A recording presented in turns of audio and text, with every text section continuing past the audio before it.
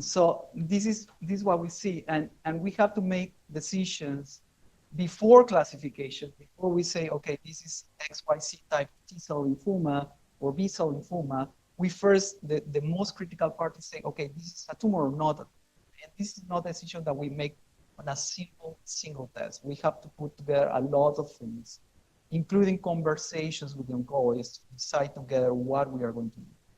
Wait, say typical, let's see over time, and specifically in T-cell lymphomas, because once you make a diagnosis of peripheral T-cell lymphoma, you're sentencing the patient to a very toxic chemotherapy, right? And it's the same for pretty much every one of them, right? And you don't want to hurt the patient for something that you are really not sure, right? So, and this is the conundrum that we have in so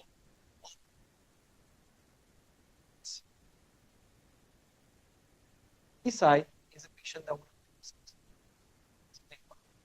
this one is a 55-year-old patient, large lymph nodes, no other symptoms. This side is a 62-year-old patient with B-cell symptoms, large lymph nodes, but so this one is the preclinical possibility that this is a lymphoma is very high. It's very likely this is a lymphoma.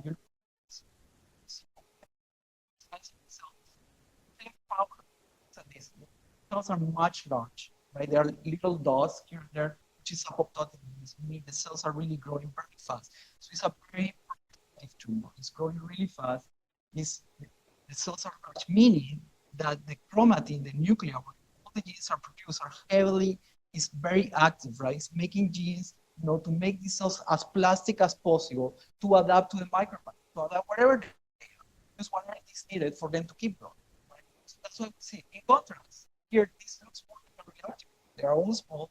There's not much of anything, right? And it's a young patient. So what are we going to do with this? So the thing that really caught our attention was that what we call effacement. What means effacement is like what you see in a normal architecture, in a normal lymph node, as we are seeing here.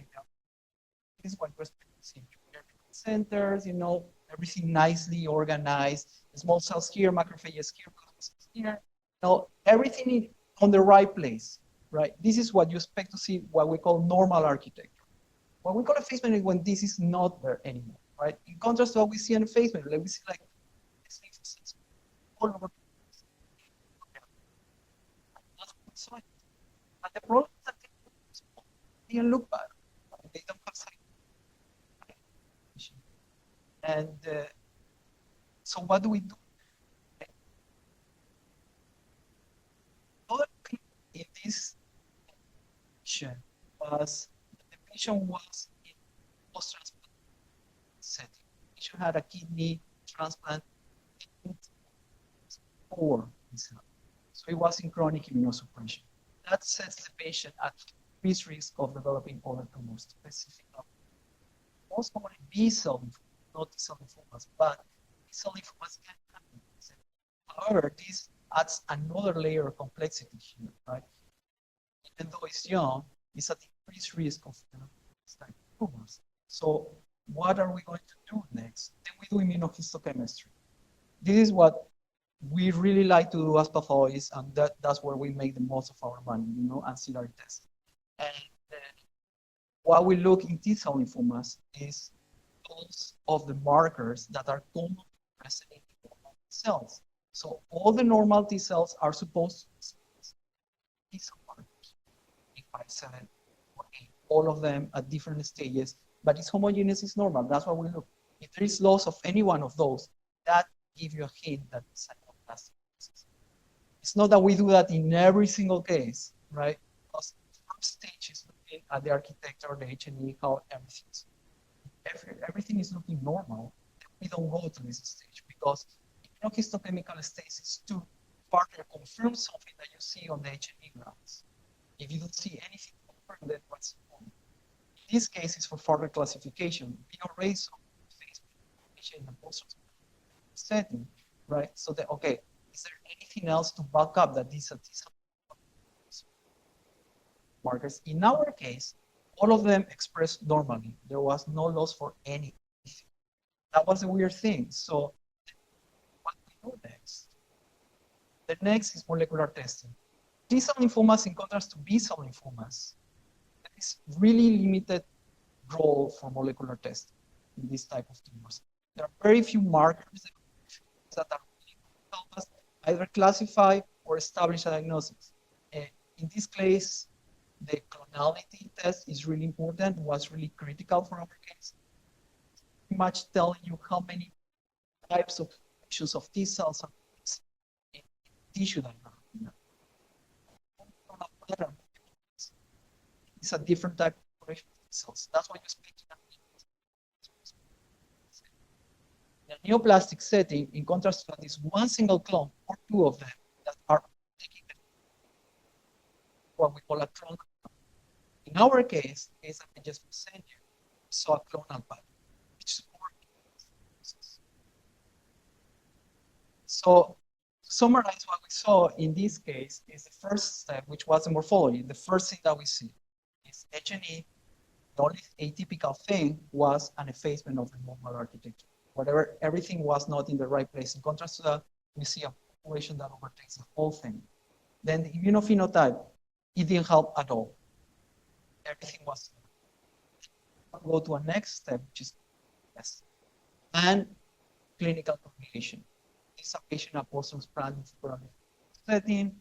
So at every single step, we have to pick up the phone and talk to the oncologist. In this case, was Carlos. Say, okay, this is what we're seeing. What do you think? It's a lymph. It's just a thing. How far we should go? Have these conversations. He was concerned. So let's go. And then it takes weeks, right? Because waiting for H&E, waiting for 48 hours, waiting for stays, another 48, 72 hours. T-cell receptor is 10 days. The patient is waiting. The oncologist is getting anxious, right? So you need to keep communication all the time, and each one of these steps and come together for something. In this case, we have to make a diagnosis of PTCL and OS, meaning that we cannot classify the tumor. It's T-cell lymphoma, but we cannot classify it. And in the after immunosuppression. So what we hear is that T-cell lymphomas are really complex, single test, and multiple layers at every different stage, and we are really limited in how much we can use in order to classify it and establish diagnosis. It's pretty much an art, because sometimes what we have called T-cell lymphomas, we have cases like that at the University of Chicago. They didn't call it, and then what we agree with University of Chicago, then it went to the NIH, and they say, no, this is not a T-cell lymphoma. So we have multiple cases like that. Like consensus between pathologists for T-cell lymphomas is 60 to 70%.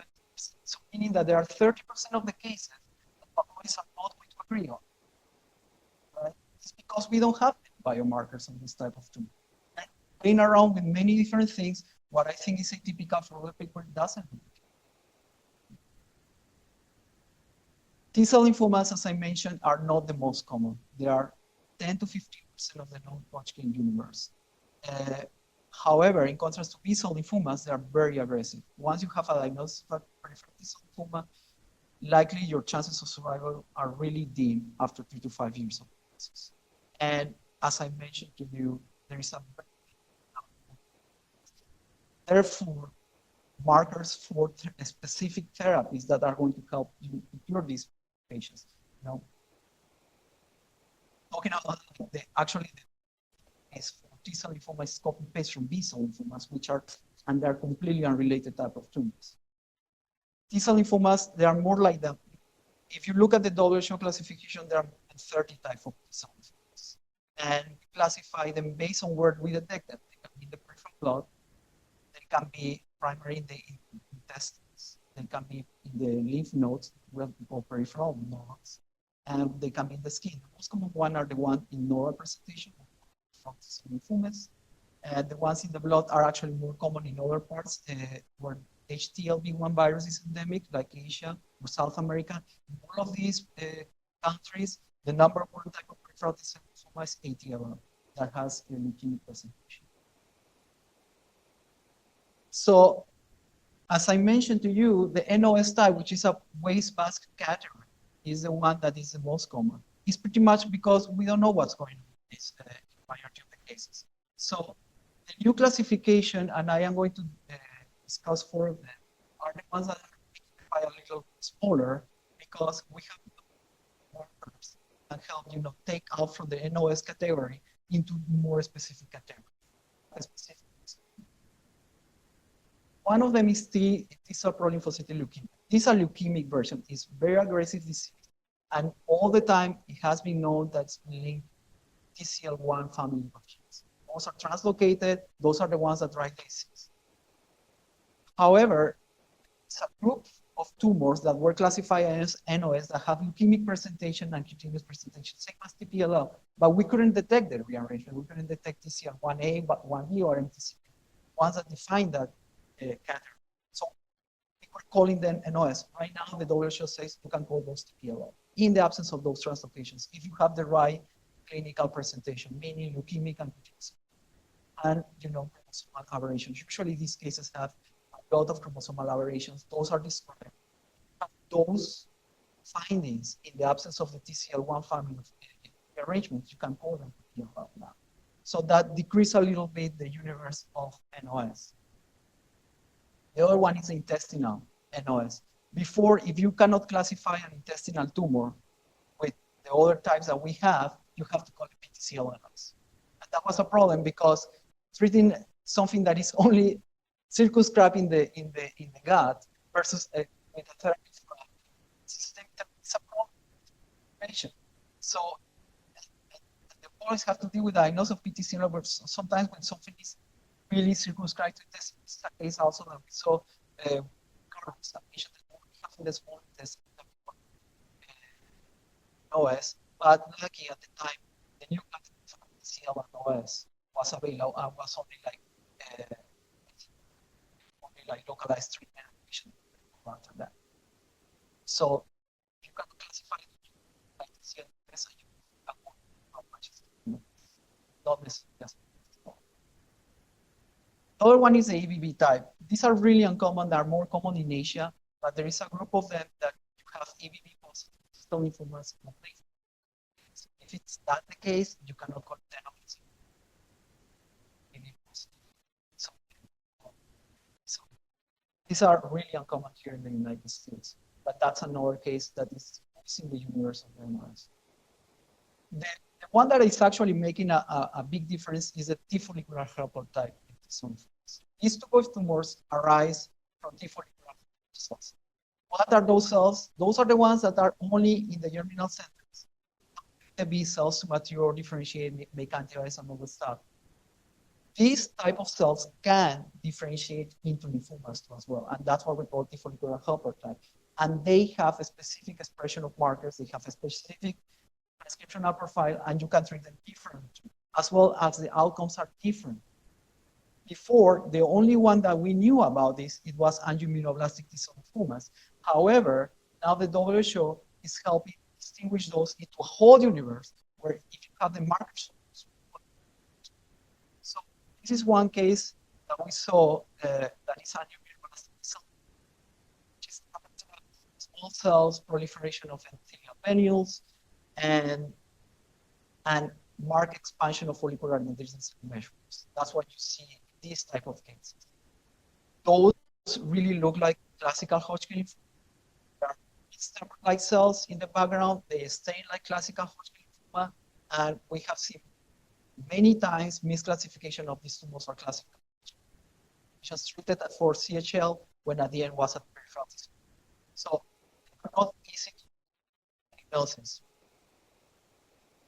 The case that you're seeing here on the right and the left, same patient, years. This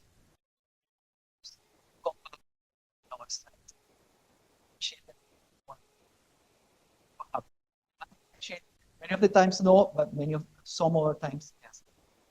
So it's what I was thinking about before it was called NOS. Right now we can call it TFH type NOS because it doesn't have features of angioimmunoblastic T-cell lymphomas, what I mentioned. FBC mesh works, post-endothelial venues. No, it doesn't have anything of that. However, WHO recommends using 5 markers that is specific for TFH. So if you apply those and you have 3 or more of those positive, noise. So it's the same diagnosis as you as part of that sample.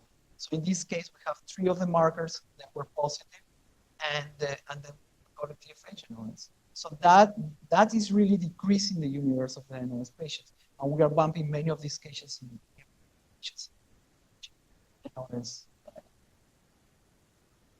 So this type of TFH are 3 types. Angioimmunoblastic type is a classical type, the NOS that I show you. And there is another one, follicular type. It's super rare. I haven't seen anything. Most probably of 10 cases in the literature. We know they exist. You have to be aware of it in case you know. So remains as diagnosis of exclusion NOS. Still, that group exists, and even after the new classification schemes, it's a small type. As I mentioned, the ones that you specific translocations like translocation, KLCL, or if you are facing a cutaneous type, right, or intestinal type, or leukemic disease, right? Nodal disease that you can classify.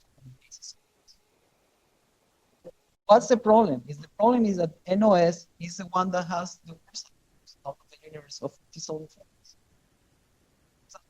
The most close to this one is the L-negative ALCLs that have a very classic as bad. You may be asking, and many oncologists ask that too, like, should we do genetic screening for these patients? Should we test for molecular markers, right, like you do sometimes in some lymphomas or other type of solid tumors? There are recurrent genetic abnormalities in these tumors. The most common one reach up to 30 to 40%, which is the TP53 mutation. The other ones are really low in frequency. However, those are not specific. They can be present in T-cell lymphomas, they can be present in all units of T-cell lymphomas. So there is not a single molecular aberrancy that can help tell you this is an NOS type of T-cell lymphoma. And none of those are like, right? It's not zero. Those mutations, you can have a specific drug compound that is going to target these mutations that have a better. So this remains an unresolved clinical. Molecular markers, there is a lack of targets that we can use. The first line therapy remains a copy paste from B-cell lymphomas, which is really toxic to the patients, right? And has like outcomes after that. So, and that's all I am going to share with you. So just to summarize everything, peripheral T-cell lymphomas are really hard to diagnose, really hard to deal. There is not a single marker that helps us. You have to put a lot of layers of stuff in order to make a diagnosis. NOS remains as the most common one. We know because we don't know much about this type of tumors. So we have to use a wastebasket catheterization. Based on our consortium, we have found 2 marked distinctive groups. One that is predominantly tumor, one that has more tumor microenvironment. One that is predominantly tumor has the cytotoxic cell, macrophages, and endothelial cells has worse outcomes. Transcriptional profiling finds 2 major clusters. One that is in T helper type 1, the other is T helper type 2, right? Those correlate very well with tumor microenvironment as well. And the other thing that we found is that there is a group of tumors that express GATA3 that are predominantly in the cluster 2B. However, those can be present anywhere. When you have expression of GATA3, your outcomes are going to be this. So anthracycline-based therapy is likely. So we want to propose that to define a new catheter, which is GATA3 positive, peripheral T-cell, and have that straight one single immunohistochemistry marker at the beginning, and then you don't need transcription, you don't need much of it, right? And guide therapy is going to My pleasure now to introduce Dr. Carlos Galvez, an assistant professor at the university and one of the leading lights in the city, and now emerging national reputation for CAR Ts and their role in the clinical care of lymphomas. And again, this is another field where if you close your eyes for 5 minutes, something major has happened. So we're really excited for these as well. Thank you so much, BK. Guys, it's an honor being here. I've done these before for the Summer CME Series. It's really amazing being back and getting to talk to you about one of my passions in life, honestly. And the way that this presentation is going to go, let me give you a little bit of framework. I'm going to take you first to where we are right now in the world of CAR T.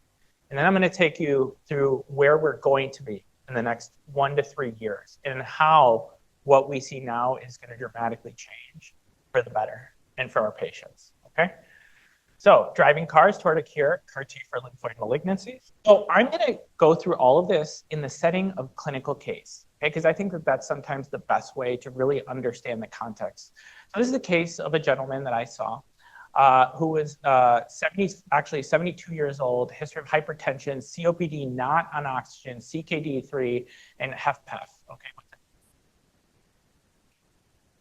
Essentially, this is a gentleman who had stage 4 disease, and at that time was found to have no translocations, and so was a run-of-the-mill diffuse large B-cell lymphoma. He was treated with 6 cycles of R-CHOP. Remember, guys, R-CHOP has been our standard of care since 2002 by the paper in Blood by Kofier. And so to this day, you will see that there's other regimens as Taflen R-CHIP, Pola R-CHIP, but R-CHOP still remains one of the standards of care for this type of treatment and remains the standard of care, one of the standards of care for this type of disease. And so what we saw is that unfortunately, about 15 months, okay, after he was treated, his disease came back, okay? Once again, recurrent diffuse large B-cell lymphoma. At that time, he was referred to bone marrow transplant. As you guys know, bone marrow transplant was the standard of care going before 2017 for all second-line patients who had relapsed disease. And now is the standard of care, especially for patients who've relapsed after a year, which is the reason why this person was referred to a BMT specialist, not deemed to be a transplant candidate. And so the first question I have for the case is, given the patient's goals of maximizing your chance of cure, so let me remind you, this is a patient with stage 4 DLBCL who relapsed 16 months after initial treatment with R-CHOP.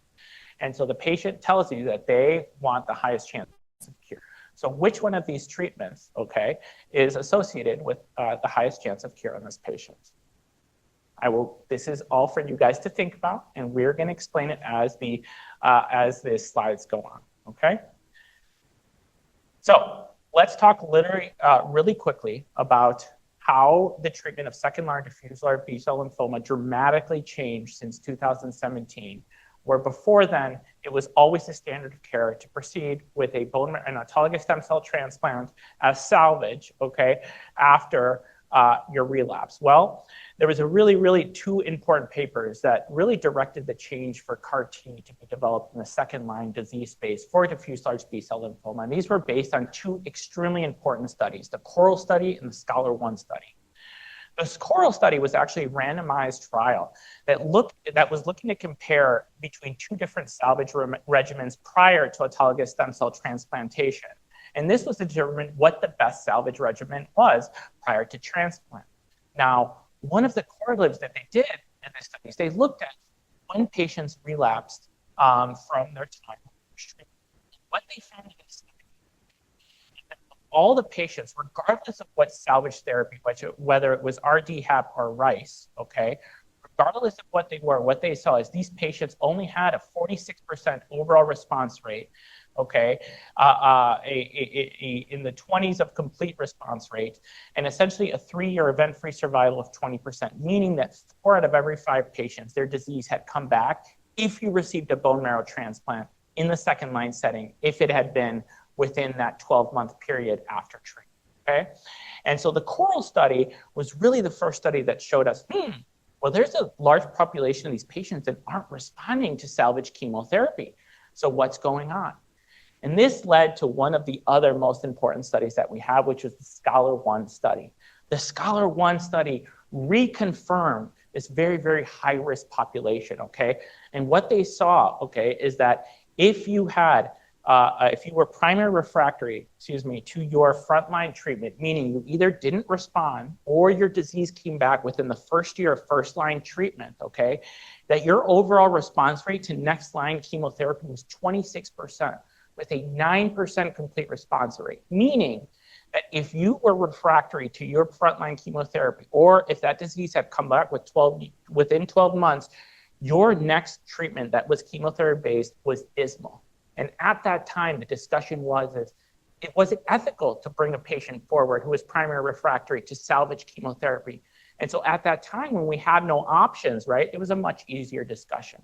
But this is what led to the advent, this at-need population that really wasn't responding to chemotherapy. And we saw had dismal outcomes regardless of the salvage chemotherapy that we gave them, okay? And this is what led to many of the studies that eventually led to the FDA approval of CAR T-cell therapy. So as I told you, the CORAL study, the SCHOLAR-1 study, identified patients in the second-line space that were highly refractory to chemotherapy and would not respond to any chemo-based regimen. Because of these studies, CAR T was initially developed in the third study of ZUMA-1, Transform, and Juliet trials for 3 different CAR T products, but quickly moved in the second-line space as of 2017 as a result of the findings from these studies that showed that a stem cell transplant was not the way to go if you, in fact, were primary refractory or had relapse within 12 months, because we know that whatever you tried to salvage them with, the overall response rate was only 26%, being 9%. Have to be in a complete remission, meaning that only 9% of those patients that were primary refractory ended up getting a transplant. Okay? And so that's what led to the study, or to the clinical trials that looked at CAR T-cell therapy, specifically for this patient population, those who never attained a complete remission, or those that responded initially but had the disease relapse within the first 12 months. But what they found is that there was 2 positive studies in the second-line space. And these 2 positive studies were the ZUMA-7 study, which is arguably the gold standard study for the second-line treatment of these patients, because the ZUMA-7 study, which used ACCREDITED, okay, found that there was actually an overall survival benefit compared to transplant. This is the first time where there was this huge framework shift where we finally had a survival benefit over the standard of care, which is really what moved CAR T in the second-line space. Now, remember, there's 2 very important clinical endpoints that we care most about. It's overall survival and quality of life, right? And so, yes, the Transform study, whether it be due to patient crossover or a smaller sample size, did not find an overall survival benefit, but they did find a quality of life benefit similar to ZUMA-7. And so therefore, both ACCREDITED and Lysocell, which is the study, the CAR T product that was used in the second-line space, became approved in the second-line treatment of these relapse refractory diffuse B-cell lymphomas who are primary refractory or have relapsed within 12 months. And so, sorry, I am summarizing where we're at right now in the data, because it's going to really help you understand where the field is being. These are the 2 pivotal trials that led to the FDA approvals of each product, respectively. ZUMA-7 study, like I said, tested ACCREDITED, which is where the Transform study looked at Lysocell. What we see here is that ACCREDITED actually both overall survival and quality of life, like I mentioned before, whereas Lysocell really only showed the improved quality of life, although it is thought by most clinicians, I will say, that it is likely that it has a good survival benefit that was likely clouded by the fact that the sample size was small and there was clinical trial crossover. But it's important to note that when you look at the actual endpoints, ACCREDITED was the one that was demonstrated to have an overall survival benefit. So great, so now we have 2 CAR T products, right, that are approved for the second line. But we have a lot of really other cool products, right? We have bispecific antibodies. We have all these new novel agents. Well, does it matter when we use CAR T? We said it's approved in the third line. Why not just wait till the third line?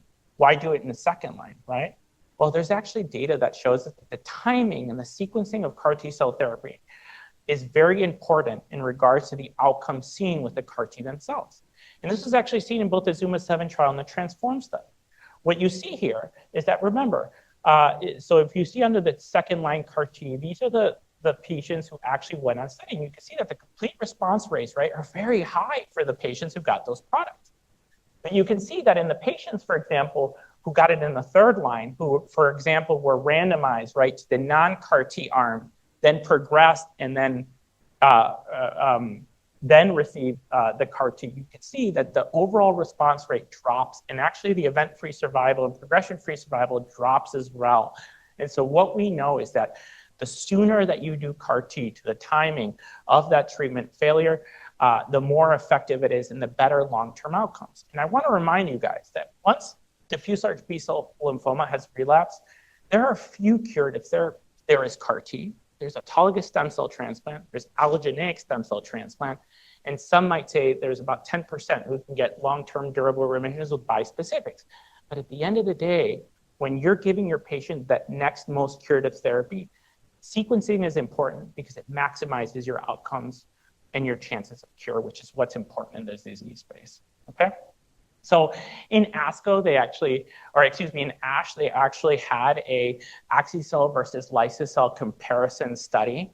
And it pretty much showed us, when you compare these drugs, it showed us kind of what we see historically, okay? We know that both drugs had very, very good overall response rates and complete remission rates. Actually, they're not statistically significant from each other. We know as well that the progression-free survival and the overall survival are not statistically significant either. And so the big differences that they saw are the differences that we know from the pivotal trials themselves, okay? Is the fact that if you look at any grade CRS, there was a tendency to have more CRS and higher grade CRS with axi-cel versus liso-cel.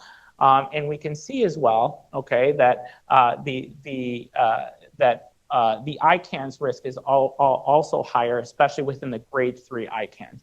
And so this corroborates what we see in the pivotal trials, that these are both very curative therapies that have differences in the side effect profiles, which are important things that we measure, especially when choosing what CAR T product we do for our patients.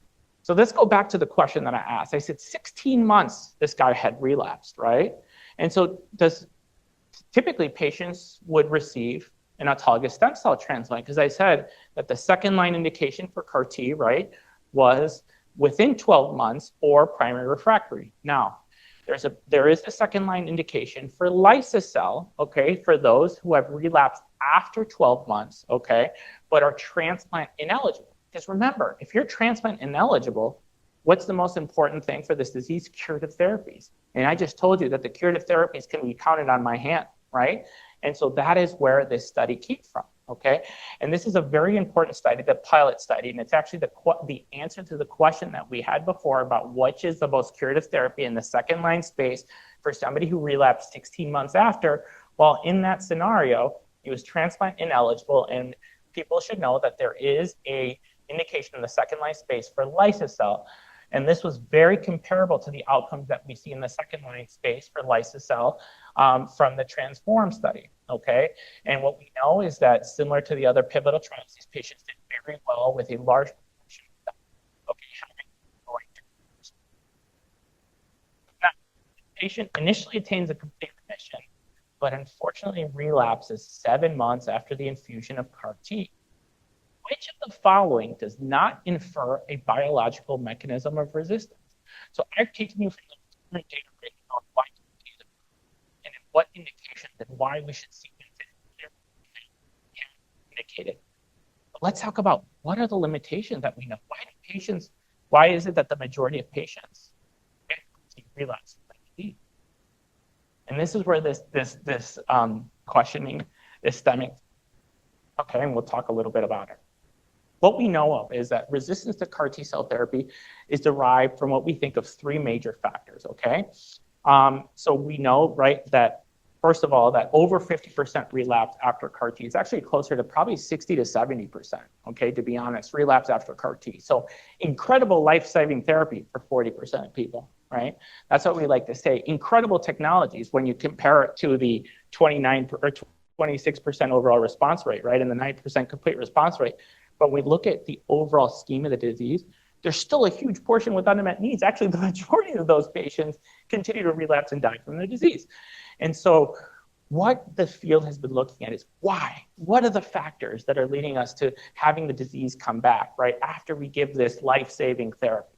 Well, we know that many of the factors are related to the CAR T product themselves, how well they're manufactured, what co-stimulatory domains, okay? What is the survivability of the CAR T cells? How naive are the T cells when they're manufactured? These are all CAR T product related issues. We know that some of them are host related issues.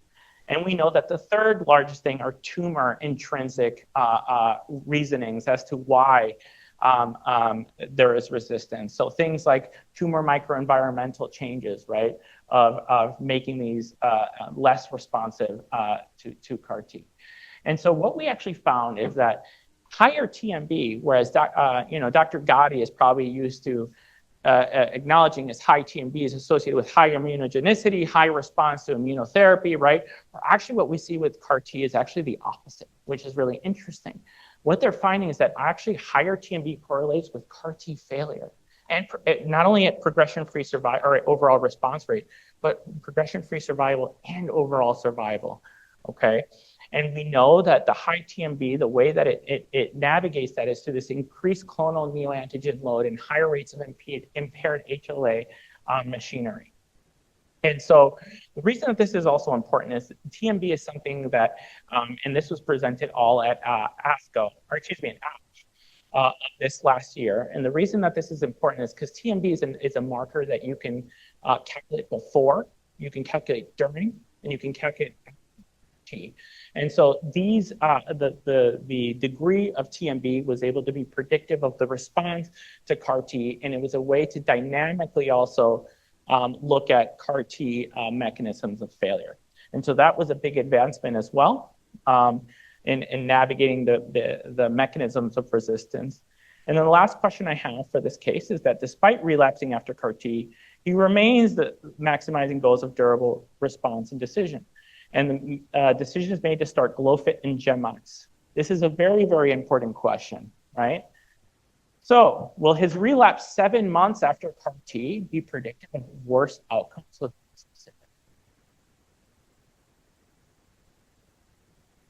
So what do we think? Interesting, right? Because they both use similar modalities of therapy where they're T cell targeted mechanisms of action, okay?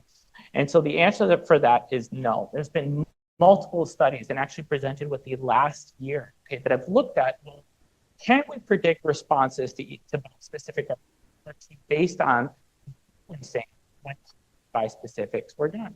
Well, one really important study that was actually published in 2025 actually demonstrated, okay, that if you relapse, the time of relapse from CAR T actually predicted your sensitivity to bispecifics. And the very, very important point that they looked at was that if you had an early relapse to CAR T, your complete response rate was 10% and your overall response rate was 29% to the next line bispecific therapy. So once again, it's identifying these very, very high risk groups. And this was deemed to be one of the most important predictors of your response to subsequent bispecific therapy. The other study, there was another study that actually demonstrated not affected by CAR T exposure. The only time it was affected by CAR T exposure is when when the patient was primarily to use the bispecific instead of CAR T. Once again, dictating how important the sequencing of these therapies are. That when you are able to get CAR T, not only is the outcomes improve CAR T, but actually your response to bispecifics may be ameliorated by the very fact that you're primary refractory.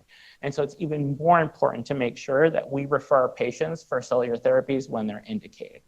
So now we've talked about how current technology, we've talked about the indications, their FDA approvals, and we've talked about how mechanisms of resistance to try to develop better therapies so that patients respond better and all just do better in general.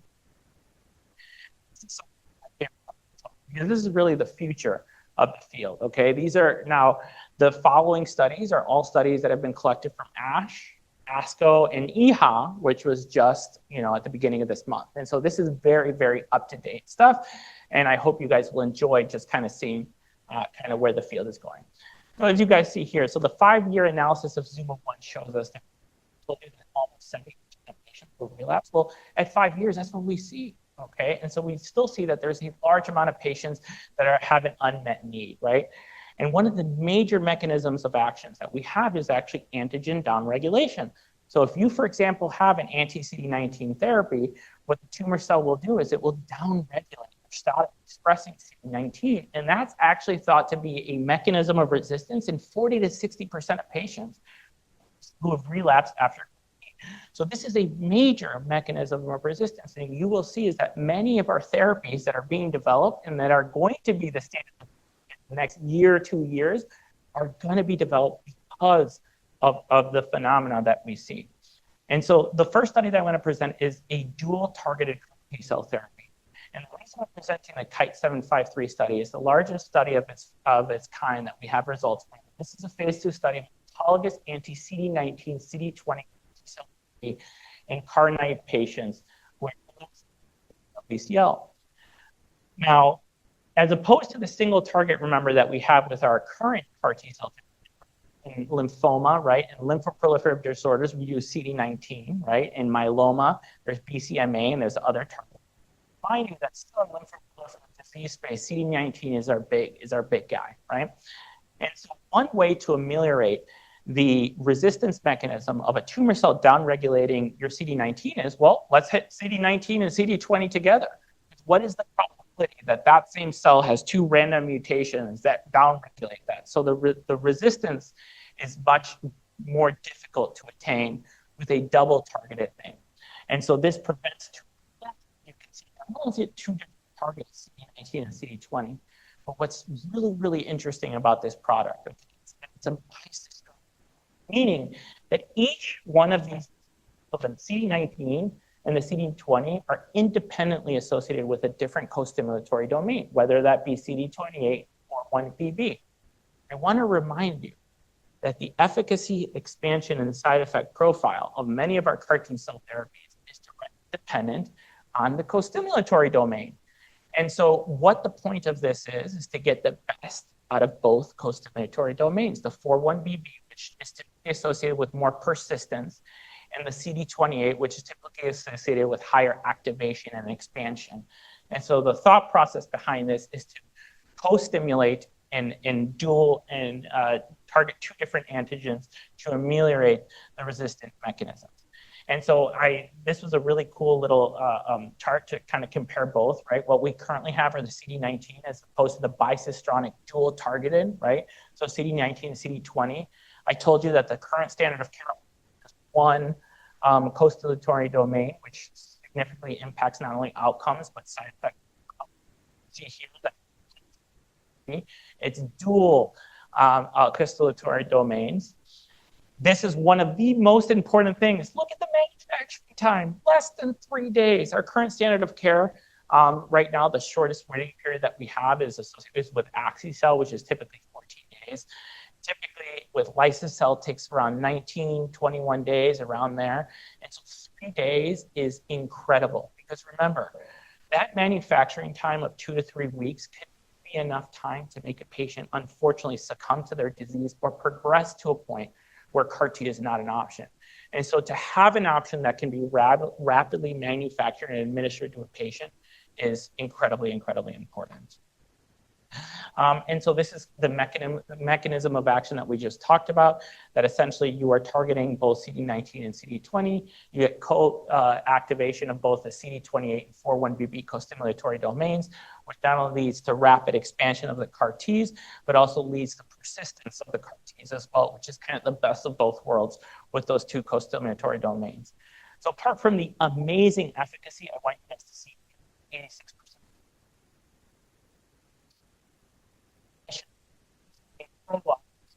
Most important thing is where 28% of our patients who are getting ACCREDITED are getting grade 3 or higher ICANS, and still about 10% of those who get Lysocell get grade 3 or higher ICANS. no grade 3 or higher ICANS, and no grade 3 or higher CRS. These are unprecedented toxicity profiles when we compare them to current standard of care, where we're having to communicate with the ICUs to transfer them back and forth to manage some of these really important toxicities. So I want to remind you, we now have a dual targeting, 2 costimulatory domains, no grade 3 or 4 CRS or ICANS, and incredible efficacy at a manufacturing point of 3 days. Now, yes, this is all clinical trial based, but the hope is, right, that this is a standard. And we know that there's other companies like J&J, like BMS, that are coming out with similar products that are all trying to fine-tune the same thing, overcoming the mechanisms of resistance that are leading to 70% of patients still relapsing after they receive CAR T. Okay, so it doesn't end at DLBCL. My colleague Nirav Shah at the Medical College of Wisconsin, who's one of the most amazing centers in the country, in the world, a multi-cohort prospective trial. This was just presented at EHA at the beginning of this month. Okay, and this is the first dual targeted agent for the treatment of CLL. Now, I want to remind you that right now there is one FDA-approved regimen for CLL when it comes to CAR T, and that's liso-cel. The thing with liso-cel is that unfortunately many patients get CRS and ICANS from it, and it's not as effective without a BTK inhibitor attached to it. I want you guys to see the outcomes in this. So whereas liso-cel, where we had a complete remission rate of about 26 to 30% without the addition of a BTK inhibitor, we have about 80% of patients going to complete remission. Your progression-free survival is 77%. Okay, and your MRD, all patients reach MRD negativity at day 30 to 90. And so this is these are for patients who have been refractory to all prior regimens in CLL, who are seeing cellular therapy that not only is incredibly effective, but as you will see, is very relatively safe compared to and so the one caveat is that they were 2 dose-limiting toxicities in CLL patients with ICANS. And so therefore, that's what caused them to dose reduce to just 1 million cells per kg for future CLL. What we know is that, as you guys can see here, is that the outcomes are tremendous. Okay? Toxicities are and when you look at the higher dose level, but at the 1 million cells per kilogram level, you can see there was no grade 3 to 4 ICANS and only 11% grade 3 to 4 CRS. So still comparatively much less toxic than our current competitors and much more effective than the product that's currently FDA approved for this disease. Okay, guys, so let me talk to you about, so we've talked about dual targeted CAR Ts now that are coming. We saw that that was in diffuse large B-cell lymphoma, and we saw that in CLL. We know that they have unprecedented efficacy, but more importantly, in my opinion, is really the safety outcomes that are so much improved compared to the prior constructs. One of the limitations that CAR T-cell therapy, as we talked about, is the manufacturing time, right? Because having a product that's accessible for that patient who's really sick in front of you is extremely important. And any delay in getting that therapy is a potential delay to getting that person that life-saving therapy that they need. And so this is a very important study because it's an allogeneic CAR T product. So this is off the shelf. Okay, and essentially Azer-cel was an allogeneic anti-CD19 CAR T product. Once again, the mechanism that they're trying to ameliorate is that manufacturing time. It's something that can get right off the bat quickly to the patient so that they can receive it and get the activity that they have. It's produced from healthy donors and available within days, okay? This study only included patients that were CAR T naive. And so a lot of these patients had not, or actually these patients had not seen prior CAR T cell therapy. So apart from the efficacy, which we'll see in a second, once again, one of the most important things when we look at early phase trials is really safety outcomes. And what we could see is that once again, grade 3 or higher CRS ICANS were non-existent, okay? And these are some of the most important things when looking at the toxicities associated with a CAR T-cell product. we saw, we see here that the response rate was very robust, so very, very effective, especially in indolent disorders. One thing that limits this, obviously, is N of 14, and there is variability in the type of lymphomas that were treated, right? Because we know that DLBCL is not the same as CLL, and it's not the same as follicular. But what it shows is that this is a reasonably safe product that has a reasonably effective outcome profile in these patients. And what we see is specifically is that in the patients who had marginal zone lymphoma and CLL, they did particularly well in this very safe, this relatively safe product that can be rapidly delivered to the patients. And so Azercel, this was just, once again, just presented as an off-the-shelf allogeneic CAR T-cell therapy that shows promising activity across a broad range of CD19 positive malignancies, and including, and I would say especially marginal zone and CLL, as we see that those are probably where it's most effective. It was a very manageable safety profile, no grade 3 or CRS or ICANS significant amounts, at least primarily seen. And when they were seen in patients with large tumor volume and DLBCL.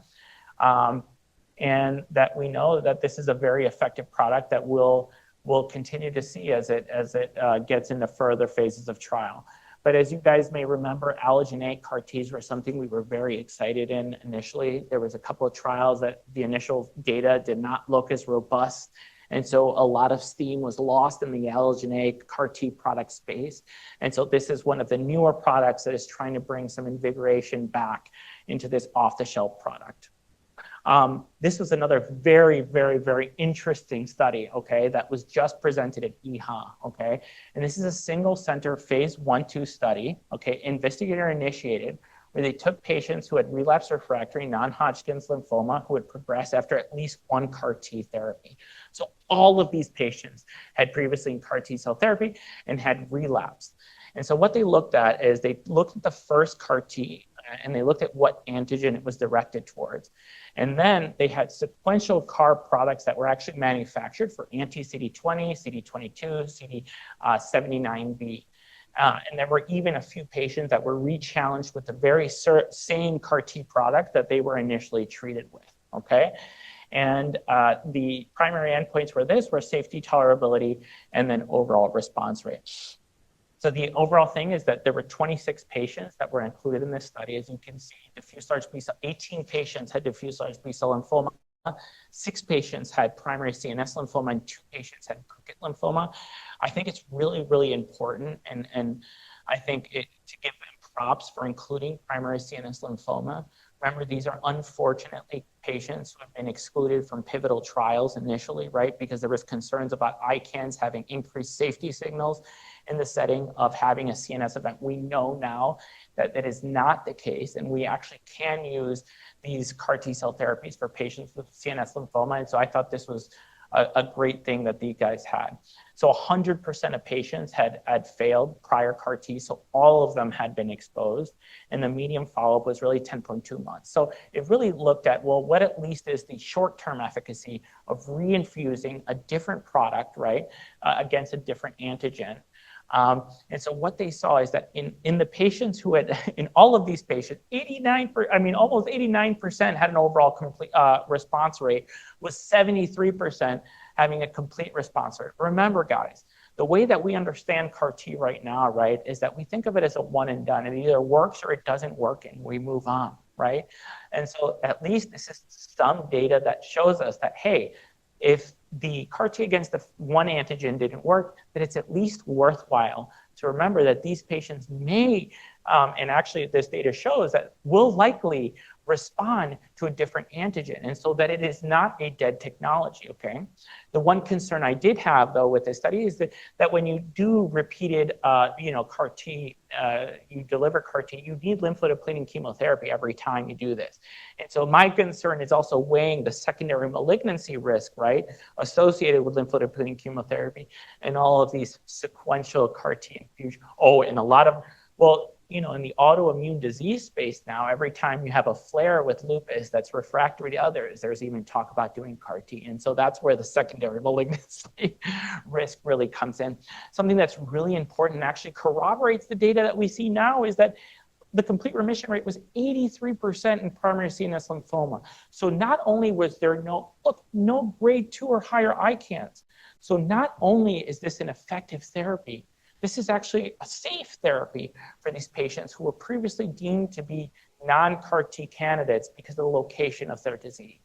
And so this shows us that if you fail CAR T, it may be that a different antigen works and it can work well. Now, the one limitation, once again, is the follow-up period was 10.2 months, right? And so this shows us what the complete response rate and what, the great PFS looks like at 6 months or at 1 year, right? But it doesn't show us the story that we know to be true, that you sometimes have to wait 5 years to see what the true efficacy of an agent is. But this is a different treatment modality. And this is the first publication of its type where you sequentially treat with different antigens with really good efficacy, and it seems to be very manageable side effect profile. Okay, I still got about 10 minutes, right? Okay, I'm good. Okay, great. And so this, not only that, but remember, this also demonstrated that it was very effective in the primary CNS lymphoma patients. So once again, these are patients who would benefit from this type of therapy and should not be excluded. I want to end with arguably the coolest trial that I think has been published in the last year. This is a late-breaking oral abstract in EHA 2026, and it is a monumental study. Okay, even if it is only 9 patients. The reason is because we have just talked about this plethora of data and technology that has revolutionized our field since 2017, not even 10 years ago, okay? And so all of that we're discussing really has culminated and it has evolved to these dual targeted agents, sequential multi-antigen targets, right?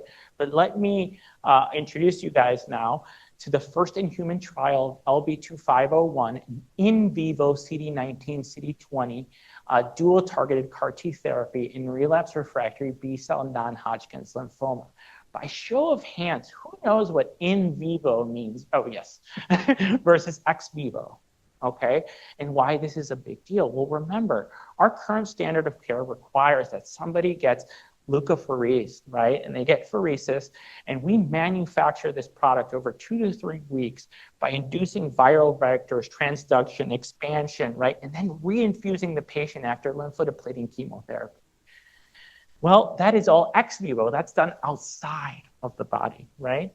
Well, there was actually the first data that was published on in multiple myeloma, okay, was 6 patients. This was published last year, or like 6 months to a year ago, and that's the first in vivo data we have, and we know that that was revolutionary data, okay, showing extreme effectiveness. So let's compare ex vivo to in vivo. So when they mean in vivo, they are literally giving you a lentivirus injection, attenuated lentivirus, virus. It's going into your bloodstream system. It is then involving and transducing in your circulating T cells, okay? And it is essentially producing an anti-CD19, anti-CD20, dual targeted CAR T cell therapies without apheresing a patient. Anything. CAR T is produced by the patient, no need for chemotherapy. Essentially, this is a technique. Give the patient the virus.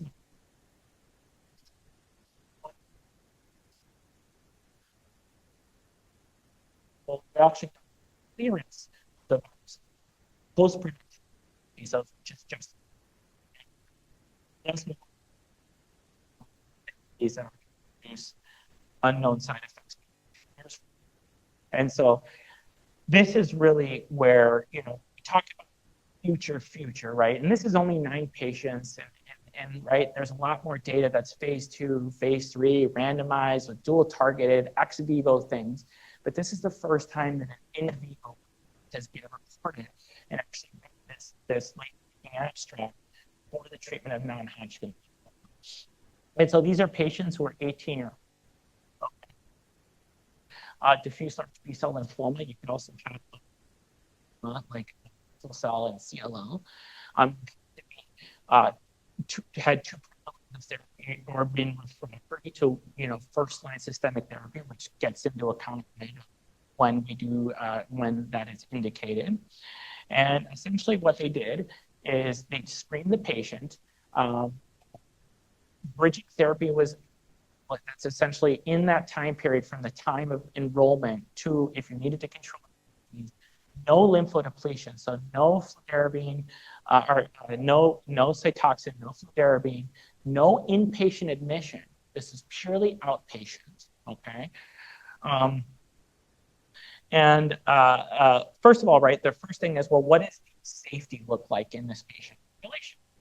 Well, one thing that is pretty amazing, okay, is that CAPS at level 2 CRS all were grade 1 to 2 in manageable toxicity. So no need for ICU transfer. Some of them may have needed tocilizumab. Actually, 4 patients needed tocilizumab, but no other steroids were needed for CRS. So seems to be very manageable toxicity profile. And then they had grade 3 cytopenias, which were observed, which are actually pretty similar to the cytopenias that we see with CAR T cell therapy, not associated with the lymphodepleting chemotherapy, but they recovered appropriately. And what we saw is that at dose level 2, there was 100% overall response rate and 83.3% response rate across diffuse large B-cell lymphoma, mantle cell lymphoma, and follicular. So before, when I read when there's a mix or a heterogeneity mix of these lymphomas, I always get a little bit worried, right? Because we know that not every lymphoma is equal. But what we see here, right, when they break down the patients is that all patients with FL went into CR. The only patient who did not go into CR was that patient 9, who still had a PR, and this is still at 2 months post-infusion. So still relatively early in their CAR T course to fully determine, because the current standard of care is 3 months post-CAR T. And so this in vivo within days was also very, very effective across a hodgepodge of non-Hodgkin's lymphomas. Okay, and so this was the kind of first phase 1 study of LB2501 with a favorable safety profile and very promising efficacy. No dose-limiting toxicities, no SAEs, no ICANS, no deaths. All CRS were grade 1 to 2. No steroids were even needed. At dose level 2, which is unfortunately when you did see a little bit more CRS, right? We said 100% from grade 1 to 2. Right? We did have 100% overall response rate and 83% complete response rate, which is driven by that one patient that was still at 2 months into therapy. So it's a proof of concept. The reason that this is more of a proof of concept that not only is this an effective and feasible way of doing this therapy, but it's very effective and safe. It's off the shelf, it's single infusion, no lymphodepletion, outpatient use, dual targeted to prevent mechanisms of resistance. So it really harps on multiple mechanisms that I think are really going to greatly benefit patients in the future. So just really quickly, I always like to tie this in full circle. We started, right, guys, as the indications for CAR T cell therapy from the 3rd-line space. We saw from that Coral and Scholar 1 study, right, how poorly those primary refractory patients and patients who relapsed within 12 months did to next lines of chemotherapy. That's what led to the advent of the studies like ZUMA-7 and Transform studies would look at CAR T cell therapy in the 2nd-line setting, right? In that scenario, we know that those improved not only overall survival in the setting of ACCREDITED, but also quality of life with liso-cel. We know that those are the current standards of care. We know that unfortunately, those 60 to 70% of patients will relapse with our current standard of care. And we know now that there are certain mechanisms of resistance that are more likely to do that, those being antigen downregulation, right? CD19. We know that that's why there's now dual targeted anti-CD19 and anti-CD20 to ameliorate that mechanism of resistance with great outcomes and not dose-limiting toxicities. We also see that there's allogeneic products that once again showing great efficacy off-the-shelf abilities and still very efficacious.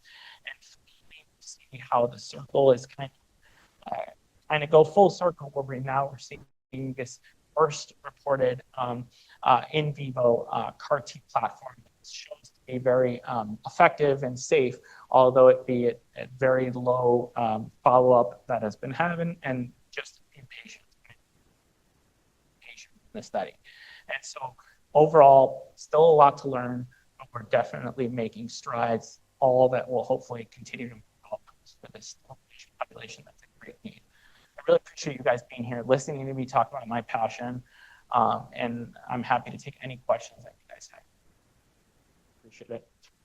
All right, thank you, Dr. Galvez. So today, like Dr. Galvez mentioned, we're going to be talking about myeloproliferative neoplasms, kind of going over the basics, diagnostic criteria, what are the most recent approvals for these disease processes, and also, what's cooking, what's new in the pipeline, what's going to be approved soon, or that we can expect to see them in the market soon. Okay.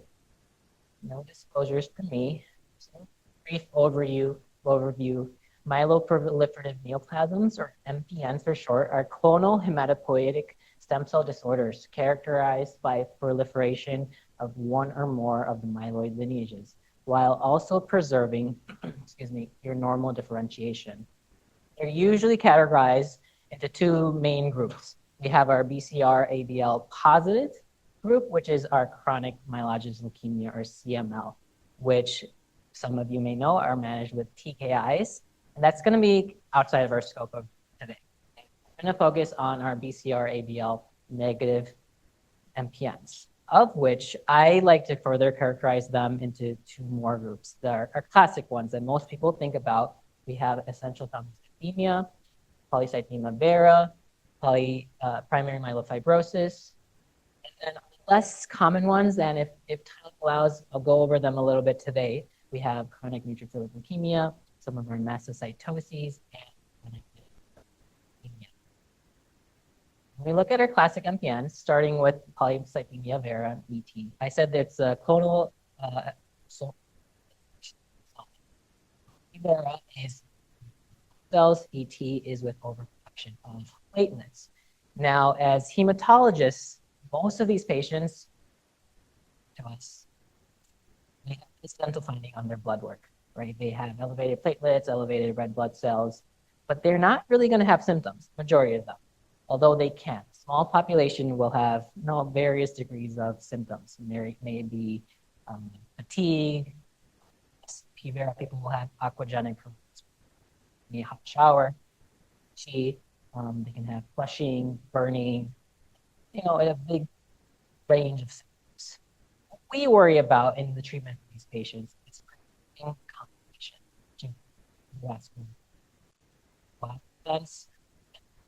and what we also worry about is risking progression to a more advanced disease, so that we and AML. This risk is going to be a little bit less in ET compared to we think about myelofibrosis. We have a clinical presentation can vary, and I'm going to get to that shortly, but it can be de novo, or again, like I said, secondary from your P. vera ET. And we worry in myelofibrosis.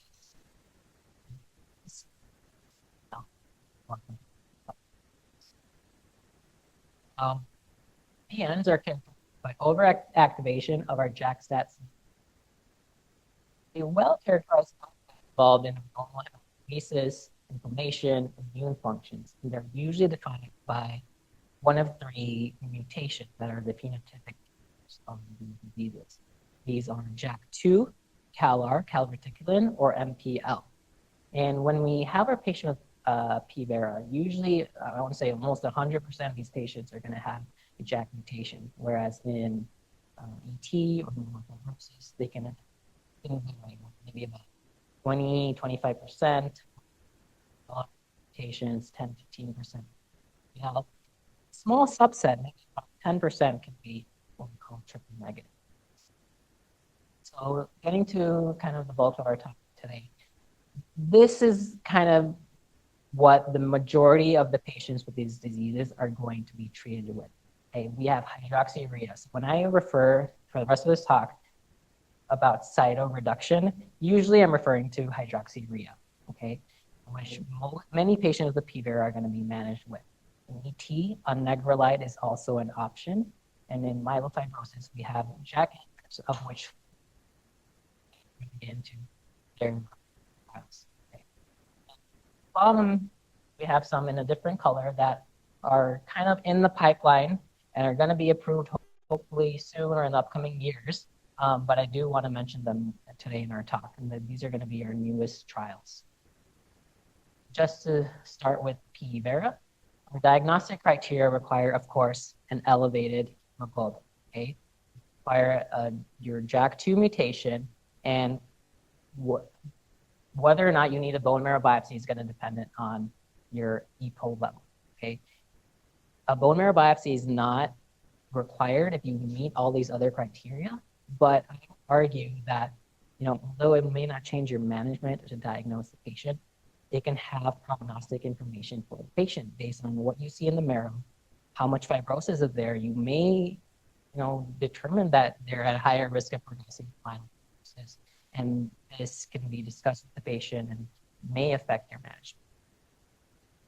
When we get patients with PVERA, we usually risk stratify them, and traditionally these risk patients have been based on age and your history of thrombosis. If you meet any of these criteria, you're stratified as high risk. Okay, the low risk patients means that you don't meet any of these criteria. Less than 60 years old, and you've had no history of thrombosis. And this is important because it's gonna affect how we treat these patients. Both groups are gonna be managed with aspirin to prophylax you from having thrombotic complications. And both groups can be treated with phlebotomy to reduce your blood counts. But usually the high risk group, the group that requires cytoreduction, is that usually with hydroxyurea. So when a patient comes to us as hematologists with a hemoglobin of, let's say, 18, what goal do we keep for them for treatment? How low do we need to keep their blood cell counts to prevent them from having complications? So this was the question that the CYTO-PV trial asked. You know, they took 365 patients with JAK2 positive PVERA, and they asked, should we treat them, should we address them more aggressively, maintaining a hematocrit count of less than 45%, or a little more, you know, less aggressive with maintaining a hematocrit of 45 to 50%. And the primary endpoints were looking at the death rate from cardiovascular complications or from major thrombosis. And this trial showed that when you maintain your hematocrit less than 45%, actually these patients are fourfold less likely to have death from a thrombotic event. That's why this 45% goal is kind of what we aim with phlebotomy plus or minus hydroxyurea. Now, historically, interferons have been used for several years. The newest one is ropeg interferon, or CME, which was studied in the PROUD PV trial and its extension study, the continuation PV trial, which was a non-inferiority trial that randomly assigned patients one-to-one to get ropeg interferon and compare them to receiving what we already just talked about, hydroxyurea. And they were looking at, you know, how many of these patients achieved a complete hematological response? How many were phlebotomy free? How many had normal blood cell counts, white blood cell, red blood cell, and platelets? Okay. What they found from this trial was that the ropeg interferon was very effective, and it was actually non-inferior to hydroxyurea. 71% of these patients, compared to 51, had a complete heme response at 36 weeks. Look at the graph in the bottom left. At 3 years, 5 years, 6 years, they continue to have a pretty good response, even with this medication. And when we look at another endpoint, the variable allele frequency of this JAK2 mutation, they saw that the ropeg interferon compared to hydroxyurea profoundly diminished this allele frequency. At 6 years, or 72 years, 72 months, 6 months, 6 years, it was a median of 8.5% compared to 50% in the hydroxyurea arm. And this is important because, there's a thought that, this might be a disease-modifying drug that may be reducing the allele burden for patients with P-Vera might be congruent with improved myelofibrosis survival. That's important. That patient disease. Most of what we treat with these patients, unfortunately, some of them don't have the best response that we are hoping. Even when their blood counts improve, they still have persistent symptoms. I had a patient that was plagued with just feeling fatigued the entire day. He was itchy all the time, and Hydrea was not working for him. So what else do we have for these patients? So ruxolitinib was studied in the MAGIC PB trial. It took patients that had resistant or intolerant polycythemia vera and compared them to the best available therapy at that time, hydroxycarbamide and internationally hydroxyurea here. And outcome again was complete responses at 1 year. And they also looked at symptom improvement and event-free survival from events that led to death, usually your cardiovascular. And ruxolitinib was showed to improve both your CR rates, EFS, and symptoms. Now, we want to talk about the newest drug in the market, or not in the market yet, but this was rusfertide, which was studied at the ASCO plenary last year, not this year, but this is hopefully a drug that's going to be approved by the FDA later this year. It is a hepcidin mimetic drug. So to review our iron metabolism, going back to med school for some people, hepcidin functions by decreasing the inflow of iron into our blood by downregulating the iron transport, ferroportin. Okay, so essentially the goal of rusfertide is to decrease erythrocytosis by modulating our body's iron metabolism and getting hemoglobin. It was studied in the verified trial, which had two parts. It took patients that were requiring frequent phlebotomies, so more than 3 in 28 weeks or more than 5 in 52 weeks or a year. And it assigned these patients to receive rusfertide or the placebo arm. And then the second part of the trial allowed the placebo arm to cross over to the treatment arm at 32 weeks.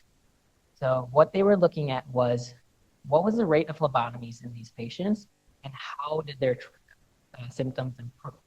If we look at the table or the graph on the top right, at 32 weeks, 72% of the patients were phlebotomy free compared to 21% in the placebo arm.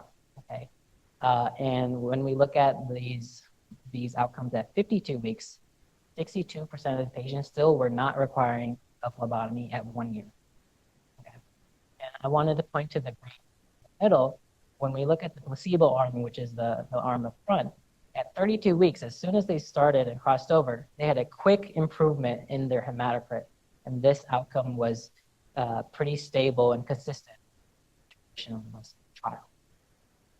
When we talk about adverse effects, I think of injection site reactions, anemia, and fatigue. Moving on to our next MPN, I wanted to talk about SBT and pre-fibrotic myelofibrosis. The reason I actually put both of these diseases in one slide is, again, usually these patients are going to be referred to hematologists because they have elevated platelets. And just from looking at their blood counts, there's no way to differentiate these two disease processes without looking at people. Okay.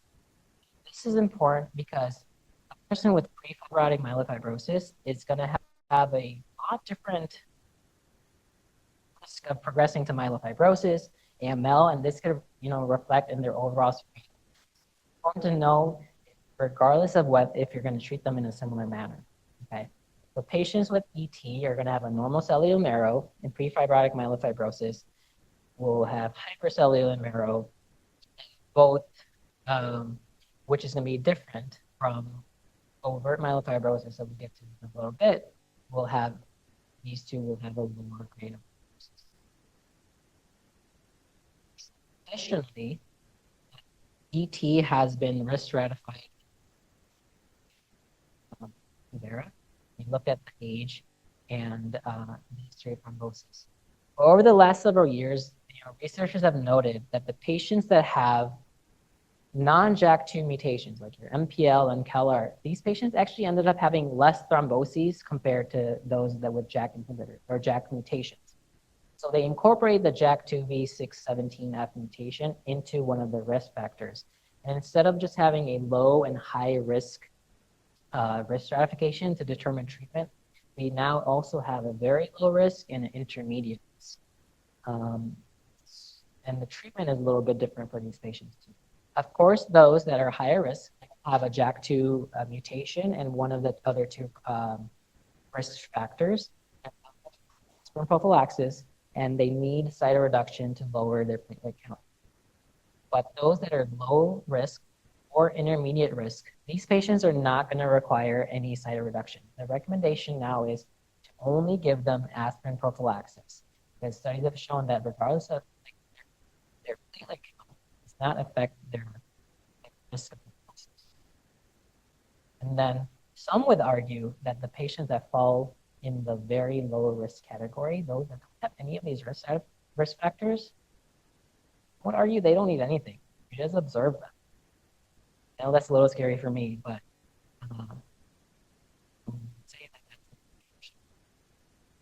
now we talked about hydrea and anagrelide for essential thrombocytosis in the very first table. That's kind of been the standard of care for ET for several years. Okay. More recently, companies have been coming up with CALR-directed therapies, patients that are CALR mutated. Okay. The first is by Incyte, the Inca medication. It's an IgG1 monoclonal antibody for treatment of ET in patients with type 1 CALR mutation resistant to at least one.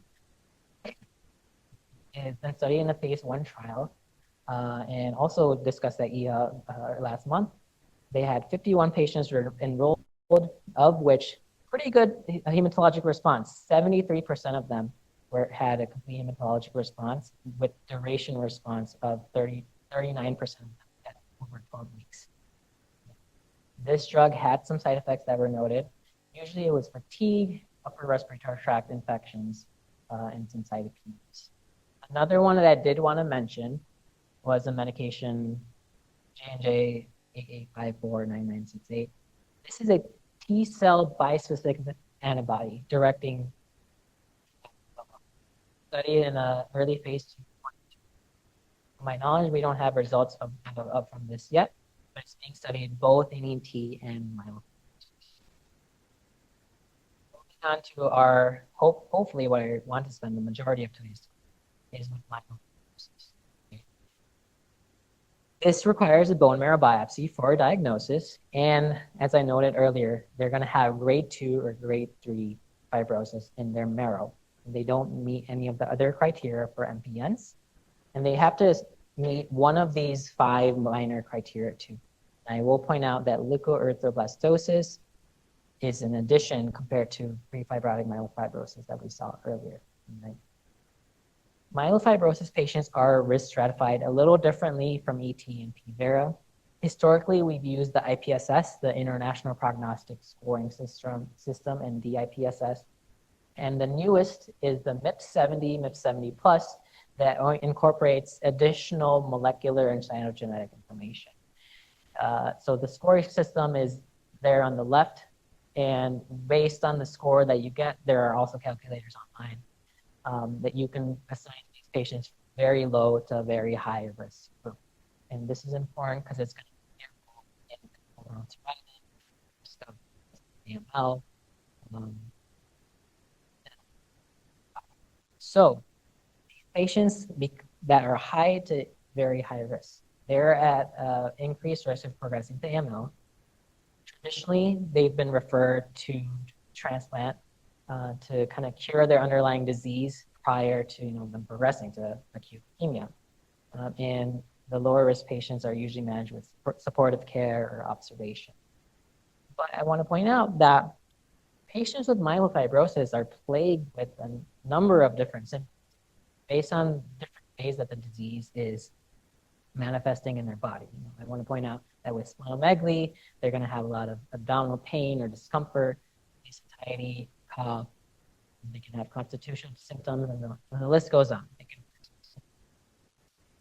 Over the last several years, the ASH guidelines have kind of moved a little away from our risk-guided strategy and moved more towards our symptom-guided strategy. Now that we have new medications, JAK inhibitors, that can address these symptoms, that's where our JAK inhibitors will play a role, and we'll get to very soon.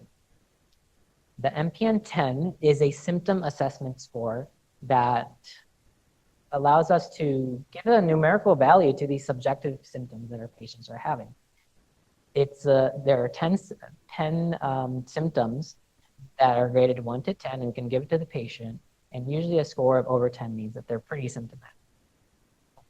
I like to give these to my patients because it allows us to see if they're getting worse, or if we're giving them any treatment, is our treatment working? Are they feeling any better? What good is our treatment if they just feel like crap all day? So let's talk about our first JAK inhibitor. I also want to point out that this is the scoring tool that all of our trials are going to use when assessing symptoms, the TSS, or total symptom score. So our first approved JAK inhibitor for myelofibrosis was ruxolitinib, Jakafi, that was studied in the COMFORT 1 and 2 trials. This was a multi-center trial that compared ruxolitinib to best available therapy. They were looking at how many of these patients can we achieve a spleen reduction of at least 30%. The major cause of their symptoms was their spleen. This trial found that 53% of these patients achieved this result of spleen reduction. The other result, they saw that the probability of maintaining this response at 5 years was almost 50%. And the initial COMFORT 1 and 2 trials also showed that ruxolitinib suggested there was an overall survival. I want to point out that ruxolitinib has some side effects that are mainly anemia and thrombocytopenia. And this is going to play an important role later on when we talk about how do we decide which JAK inhibitor to give to our patient. Okay, we can also see some GI side effects and edema. All right. The next JAK inhibitor is fedratinib, studied also in the Jakarta 1 and 2 trials. This took patients with intermediate to high risk myelofibrosis, assigned them 1:1:1 to receive 2 different doses of fedratinib, the 400 milligram dose and a 500 milligram dose, and the placebo arm. I want to refer to the top 2 graphs. It seemed like fedratinib, both 400 and 500 milligram doses, achieved a pretty good spleen response there on the left side. If you look at the graph looking at symptoms, it seemed like 500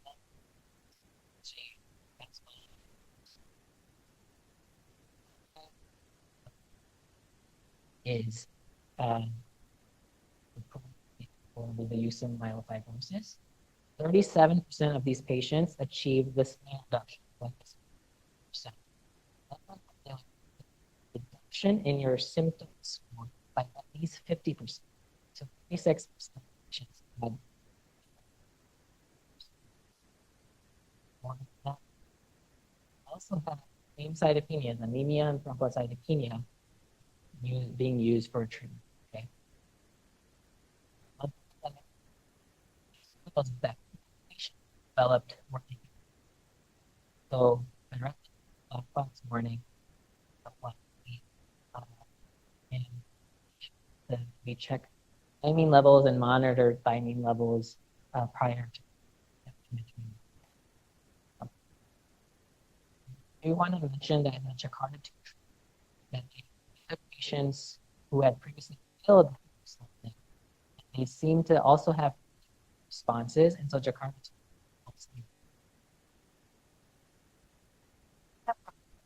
which is one of the newer it's studied in a persistent trial patient, less than 100. Okay. Again, this was another 1:1 trial. 2 doses of milligrams and 200 twice a day compared to best available therapy.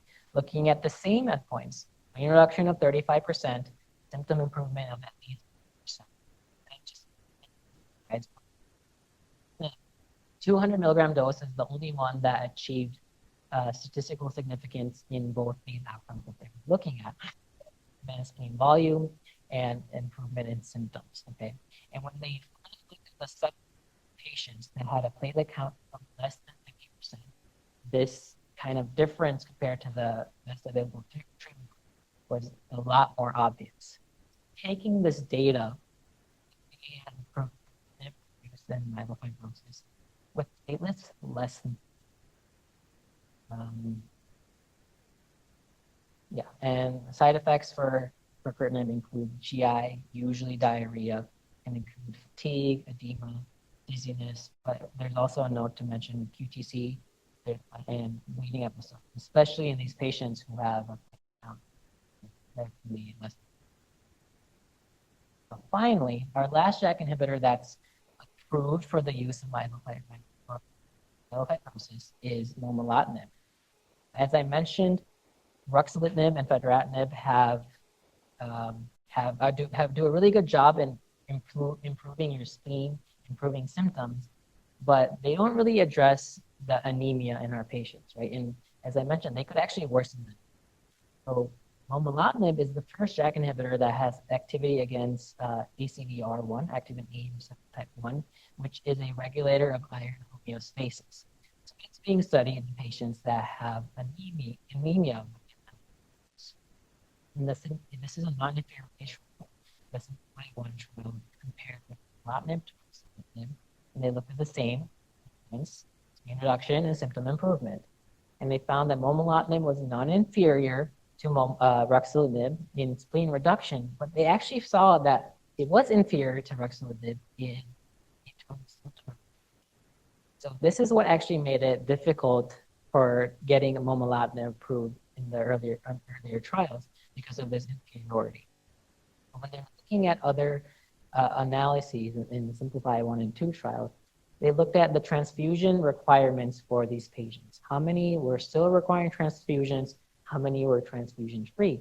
And they noted, if we look at the bottom left here, that there was a statistically significant greater amount of patients that were transfusion-free at 24 weeks. And the rate of transfusion dependence was also less in the patients that were getting momelotinib compared to ruxolitinib. There was follow-up trials. I want to point out the Momentum trial. They compared momelotinib to danazol in patients that were symptomatic and had anemia with their myelofibrosis. And they looked at the same endpoints, symptom improvement, spleen reduction, and they also look at transfusion independence. Momelotinib was found to be superior compared to danazol for spleen reduction and symptom improvement, and non-inferior compared to danazol when achieving transfusion independence. And just to cover our bases, side effects of momelotinib included, again, some GI, diarrhea, headaches, dizziness, and there was some rare cases of neuropathy.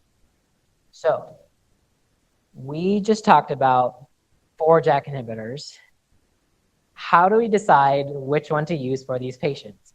And this is I took this from Blood, which is, some of you may have seen it, but I think it's a really good reference to use in deciding how to treat our patients. The way I think about it, as I mentioned, ruxolitinib and fedratinib are usually really good at helping with spleen reduction and symptom improvement. And generally, they're going to cause cytopenias. So generally, what people argue is that they can be better for your myeloproliferative phenotype of myelofibrosis. And whereas momelotinib and pacritinib can be better for your cytopenic kind of phenotype, where they have more cytopenias and things like that. Let's not forget that, like I mentioned, that high-risk patients can still be referred for transplant to cure their underlying disease. And those that are low risk or maybe asymptomatic, they can still be treated with supportive measures, your ESAs, danazol, like we mentioned, luspatercept, TPOs. Let's just take a little break. I was going to go over a case. So our first case, we had a 68-year-old female who was diagnosed with myelofibrosis 3 years ago. Initially was asymptomatic, so was observed, but later started to have constitutional symptoms.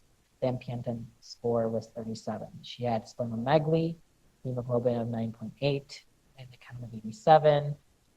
And then on the bone marrow biopsy, it was consistent with myelofibrosis, and our MIPS score and DIP score were consistent with high risk disease. So the question is, which of the following is the best initial therapy for this patient?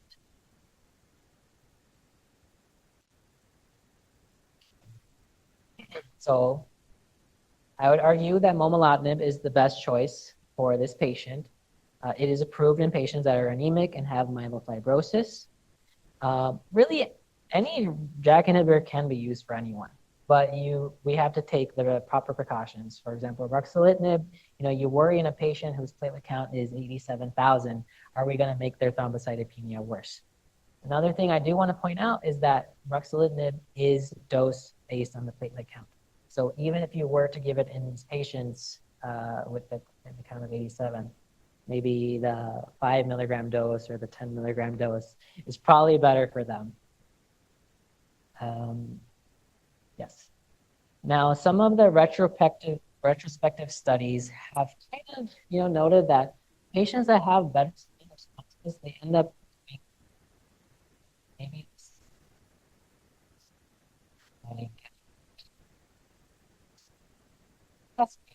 what can we do? We give more medication, some medication, get find another medication to help on. So after these medication failed second line, pain for spleen be smaller, patient to be less. So these next drugs are going to be some of the new medications that have not been FDA approved yet, but still have pretty seeing data. That, which is a telomerase inhibitor. It's already been used in my MDS. Okay? It's an injection that's given every 3 weeks. In the EMBARK trial, it took 2 different doses, the 9.4 milligrams per kg and compared to the 4.7, and they found that this dose was superior in achieving reduction in marrow fibrosis, improvement in spleen response.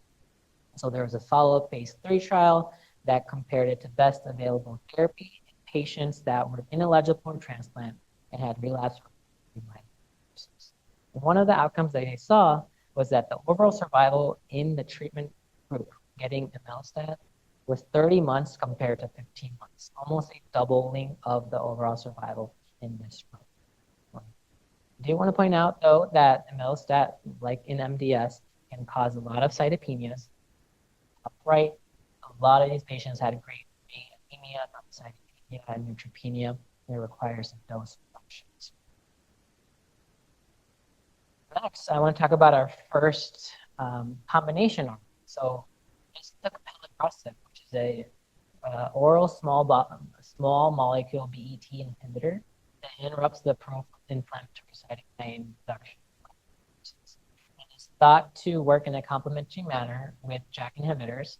So in the MANIFEST-2 trial, it took patients and combined pelabresib with ruxolitinib and compared it to patients that received ruxolitinib with placebo. And looking at the same endpoints that all of these other trials have been looking: improvement in spleen response, improvement in symptom control, okay, and also RBC requirements. Looking at the results from MANIFEST-2, the top left is going to point out our spleen response. So 65% of these patients compared to 35% of the patients achieved a spleen response of at least 35%. Okay, so this was greater in the treatment arm. And on the right side, we have symptom improvement. Although I'm going to point out that both treatment arms had a substantial in the absolute reduction in their symptoms. And the trend was favoring the combination arm, but it wasn't statistically significant. But regardless, they had an absolute symptoms. Finally, when we looked at their blood count, their combination arm be a little mild to modest. They had a consistent improvement in their hemoglobin in both the overall group and those that had a hemoglobin less than 10 throughout the duration of their therapy. Looking at the safety of both arms, I want to just focus on top here. Of course, we know that anemia and thrombocytopenia are already going to be seen with ruxolitinib. Actually, thrombocytopenia was seen more in the combination arm compared to more anemia in the placebo arm. And then more diarrhea was seen in the combination with more constipation in placebo. But one stark difference I want to point out is the dysgeusia in the second row. 18.4% had dysgeusia, a metallic taste in your mouth, compared to 3.7% in the placebo plus I saw. Next, let's talk about the Sentry trial, which is also discussed at EHA last month. This studied selinexor, which is a drug that has already been used in multiple myeloma, some of you may know. It modulates multiple oncogenic pathways implicated in myelofibrosis. So it was studied in the Sentry trial the same way it was studied in with like pelabresib. So it was studied with ruxolitinib combined with selinexor compared to ruxolitinib plus placebo. Looking at our spleen reduction again of 35%, and treatment reduction. They also looked at overall survival and VAF reduction. So when we look at spleen reduction at 24 weeks, almost 50%, up to 28% of the patients reached this goal of spleen reduction at 24 weeks. Look at the bottom graph. There's a pretty quick separation of the arms that at 12 weeks, they had a pretty quick response from the combination. This was maintained from 36 weeks, 48 weeks. Same thing goes with the symptom. Both groups had a in the absolute value of their symptoms. Okay. Again, this difference was not significantly different from each other. When they were looking at the other secondary endpoints, like overall survival, a post-hoc analysis is suggesting that there is maybe an overall survival in the combination of selinexor and ruxolitinib. But the data is still immature for us to understand. And finally, just to cover up with our safety, we have our known cytopenia from in both arms, and definitely we have a lot more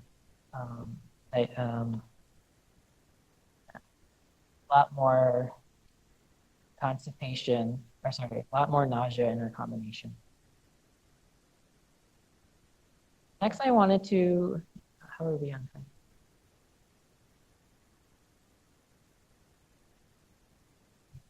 Okay. So there's a lot going on in myelofibrosis.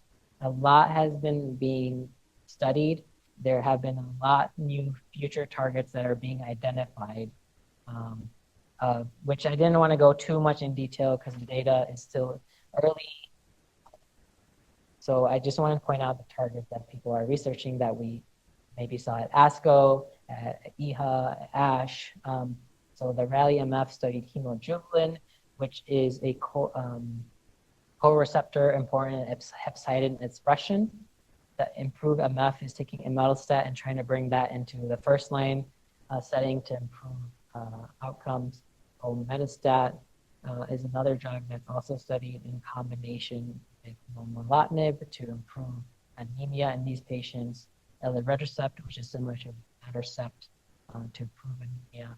And there's an OASIS trial that's studying neftamanimin as well. And I didn't want to go too much into that. So that's our classic MPNs. I wanted to spend the last 10 minutes or so talking about our not so common ones. And So starting with chronic neutrophilic leukemia, which is, again, an extremely rare disease with an unknown incidence. It's commonly known to have a mutation in CSF3 arm, which encodes our GCSF receptors, and the mutation promotes expansion of neutrophils. Neutrophils in the marrow, neutrophils in their blood. And studies have shown that ruxolitinib has against CNL. New at ASCO, we saw that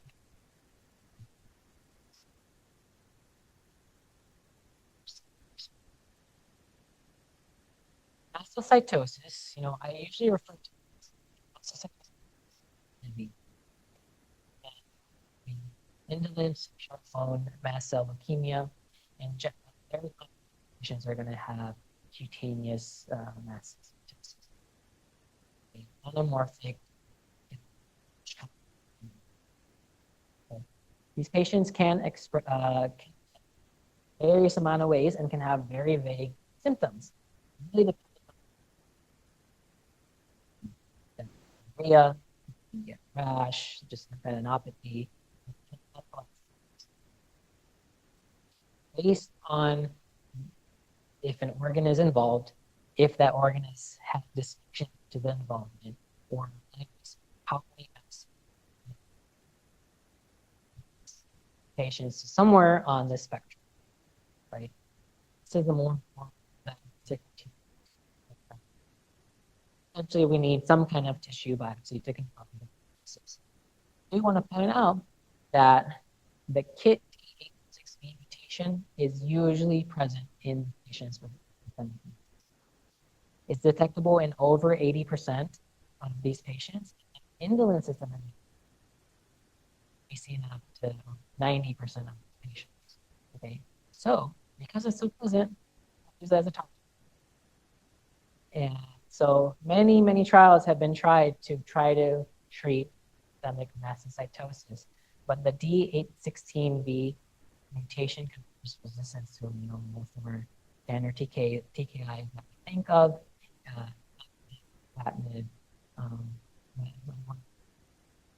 Midostaurin is one of the very few that has activity against the D816V mutation.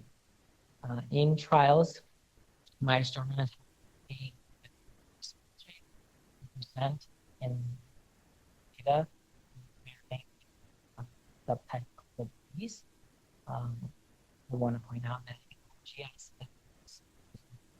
is the pulmonary toxicity as well. Next, I want to point out avapritinib, which has also high selective activity against the KIT D816V mutation. It was studied in the Explorer and Pathfinder trials and finally approved in 2000 with a full overall response rate of about 72%. Side effects to watch out for is CNS toxicity. Patients can get cognitive impairment. Watch out for patient injury. And finally, I mentioned complications of leukemia earlier in the talk, so I wanted to tell you really roughly. Once we roll out secondary causes, we can kind of classify these patients into one of these not very common neoplasms, because we're just mentioned usually identified with some mutations like PDGFR or PDGFR beta, be sensitive to imatinib therapy.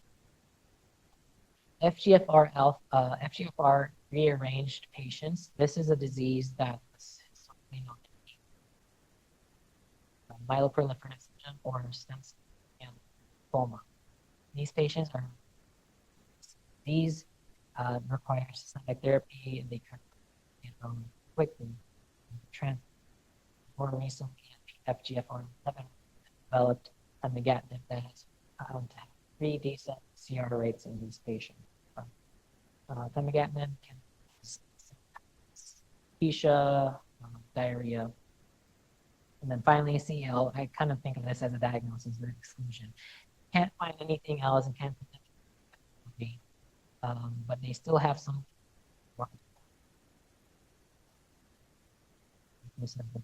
anemia, not otherwise specified.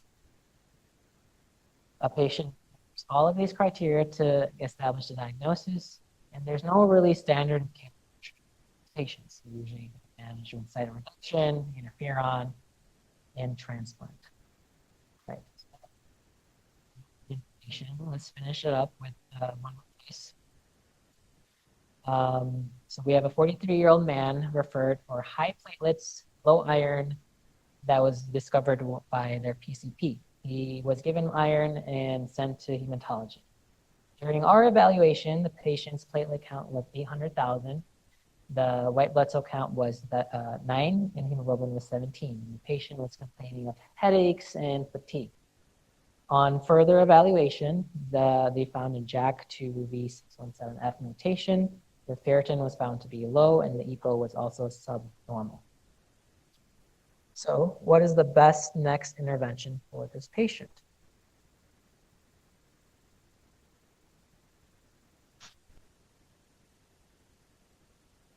So I would say the answer is number 2, stop iron, phlebotomy, and aspirin. And the reason being, this patient is meeting criteria for polycythemia vera without the bone marrow biopsy. We have elevated hemoglobin, we have a JAK2 mutation, and a low EPO level, okay? There's no the age is 43 years old, and there's no documented history. So we can classify these patients as lower risk. They don't need cytoreductive therapy. Everyone with P. vera requires aspirin as prophylaxis, and they can be managed with phlebotomy to lower their blood cell count. These patients, we usually leave. The iron can actually exacerbate their erythrocytosis. Follow-up is that same patient 22 years later, diagnosed with P. vera, they develop fatigue, release of satiety, and weight loss. On exam, you notice that they have megaly, elevated at 12. The hemoglobin is okay, but compared to 17 before, maybe it's a little low. And the platelet count is 207. Bone marrow biopsy is found to be hypercellular, fused marrow 2 to 3.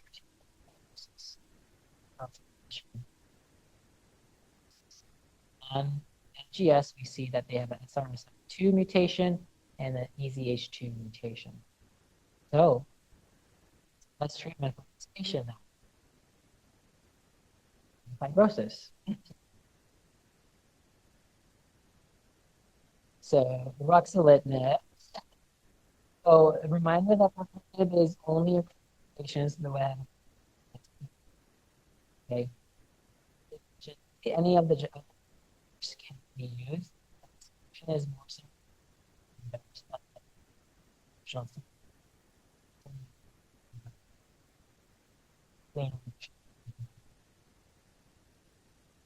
Splenectomy is not really indicated in this patient. I would not start them on azacitidine or decide. So that concludes my talk today. I want to thank Dr. Galvis, Shafer Health, for giving me this opportunity. Hi, everyone. So we're trying to include these patients so they can get efficacious therapy too. There's tons of antibodies now available, CAR T, et cetera, as I just mentioned, frontline now and relapse refractory. And these are just some of our options, axi-cel, liso-cel for second line early relapse refractory diffuse large B-cell, third line axi-cel, tisocel, liso-cel. And unfortunately, for CAR T cells, no persons with HIV were ever enrolled in a trial because the lymphocytes collected were infected, in fact, with HIV. So no one wanted to actually put them on study. We're opening the first prospective study now at UIC to include these patients after a 9-year battle to try to get it to trial for persons with HIV. And we'll go through all this data, IMIDs, with the frontline study, et cetera. The other big thing is that now we're trying to target germinal or non-germinal center diffuse large B-cell lymphoma. It's incredible that this was published, I think, in 2002. So 25 years ago, we came up with germinal and non-germinal center diffuse large B-cell. You can see that non-germinal center DLBCL has poor prognosis. And initially, it was a mess. It was just genetics and determining if it was germinal or non-germinal. And the Hans algorithm changed that. This made it possible for people in community settings, county hospitals, to determine if the lymphoma was germinal or non-germinal, and then prognosticate accordingly. So let's start with DLBCL, and I will also say CHOP was published in 1975. So now we are 50 years with CHOP, which is crazy. And Polarix was the first trial to beat R-CHOP in a head-to-head. It was an incredible event. It's incredible that it took to 2024.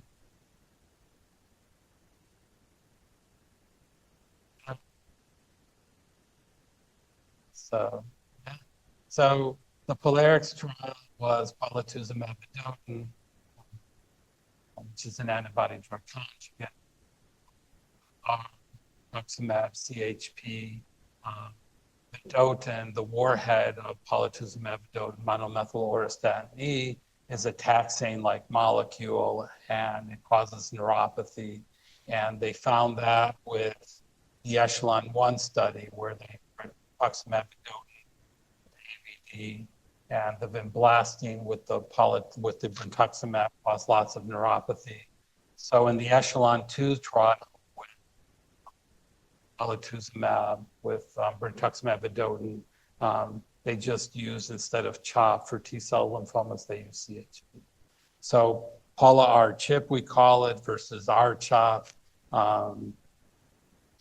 And it was the first to beat R-CHOP in progression-free survival. And there you have the data. It was in the New England Journal, I think, in 2022. And you can see the PFS increase. However, the 2-year overall survival didn't change. But I will say that the question is, will it have an overall survival benefit? And what situation is it the best to use Paula R-CHIP? So we have subgroup analyses, and you can see the biggest benefit is in the ABC subtype. Okay? So in the non-germinal center DLBCL, and I'll show you more data for that as well. And now we have better ways of breaking down the non-germinal center phenotype, but really this is the biggest money maker, the non-germinal center phenotype. And when we looked at the predictive value of cell of origin and the response of receiving polatuzumab vedotin, you can see that in this retrospective study, the ABC type, you can see polatuzumab vedotin with R-CHIP really made the largest difference, period. You can see in the germinal center, there's no difference in PFS. And unclassified, it actually did a little bit worse. And we'll get into that in a second. I also wanted to review things that were presented in ASCO, some of the data from the AIDS Malignancy Consortium, adding ibrutinib to dose-adjusted EPOCH. This is the phase 3 frontline study, adding tafasitamab plus len to R-CHOP in patients with newly diagnosed DLBCL. I'm sorry, everyone, if I can't do every trial the justice it deserves, but we'll do our best. And it was Tafa-len, R-CHOP, 6 cycles versus R-CHOP. Yeah, 80. So, yeah, see that Tafa-len, R-CHOP won. It beat it by about 10 points at the 2-year progression-free survival. The important point that everyone should realize is that with Paula Archet, we had no difference in PFS in germinal center. But here it did not matter. You had benefit in germinal center or non-germinal center DLBCL. It didn't matter the histological subtype, the age, the IPI. There's no difference in overall survival yet, but we have to be patient, right? Here, I think the curves are separating in Paula Archet. I think the paradigm has now changed. CHOP is just a backbone. You have to add other things. And this is clearly an option for patients who have germinal center DLBCL, as the efficacy of Paula Archet wasn't that impressive, but in that subtype. However, weekly infusions for all 6 cycles. And there were more cytopenias with Taf-len, R-CHOP versus just R-CHOP. But the idea is for curative intent, it's okay. I mean, this is where the field is moving to. Moving on to other presentations at ASCO. This was a trial integrating BTK inhibitors into dose-adjusted R-EPOCH for HIV-related DLBCL. I started this trial at Cook County maybe 7 years ago. All persons with HIV deserve to be. I've spent my life doing that. There's only 1 million people with HIV in the United States, so it is hard to accrue. So no one likes to accrue these patients. So the AIDS Malignancy Consortium, actually they changed the name to Advancing the Management and Prevention Cancer of People with HIV. AIDS has gotten a bad rap, the word, so they're trying to change it. I was part of the AMC since 2011, I think it was. And I never thought I would see the day that for AIDS-related lymphomas, the overall survival would get to over 80% at 2 years, but this is where we're at. And lots of the hospitals who've dedicated their lives to this, Memorial to UCSF, UCSD,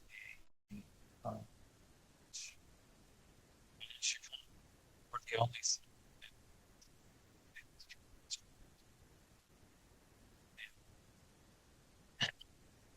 interesting.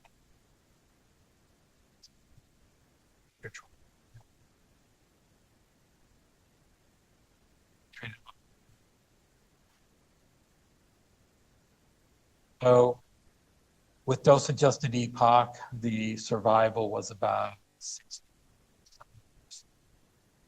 All comers. DLBCL is the most common lymphoma. The question was, should we use ibrutinib with dose-adjusted EPOCH? And the reason we did was the non-germinal center DLBCLs and HIV are most complicated. And this data called in the Phoenix trial, plus or minus all HIV patients were excluded from this trial. So what do? we make our own Phoenix trial. I mean, this is the way it basically is. So we were sitting around one day and we said, let's do our own then. And this is how this trial came. Normally, in the non-HIV setting, ibrutinib helps the non-GCB subtype. And so does lenalidomide. So the TAF-len frontline study was designed with that, right? So this is another way we tried to do it. And of course, non-GCB and GCB versus HIV and non-HIV have a different genetic signature. So we didn't know if ibrutinib would just help the non-germinal center or if it would help both the non-germinal and germinal center. Everyone with HIV, no matter the CD4 count was accrued, we wanted to do a trial for HIV patients, no matter who you were, not someone who had a CD4 count of 300. I wanted to help the people at County Hospital who had a CD4 count of 0, and we could enroll patients like that. The trial was a phase 1, phase 2, and you can see that the average age was below 60. This is the HIV population, and most are men. HIV is a disease, 80 to 20%, 80% men, and most present with stage 4 disease, unfortunately. That's why they need help, and it didn't matter the CD4. So here's the data. The 2-year overall survival is 85% with this trial. Worthy of an ASCO oral. This is reaching Hodgkin's like therapy, and it's better than any of the non-HIV associated treatments as well. I personally think persons with HIV do better across all malignancies than non-HIV, and I don't understand why this is the case. And it did not matter cell of origin. The benefit was there. Wasn't GCB or non-GCB did better or worse. They all did the same. With dose-adjusted epoch, there's clearly a difference. So maybe this is a game changer for HIV. Unfortunately, all of the bispecifics, et cetera, HIV patients were excluded.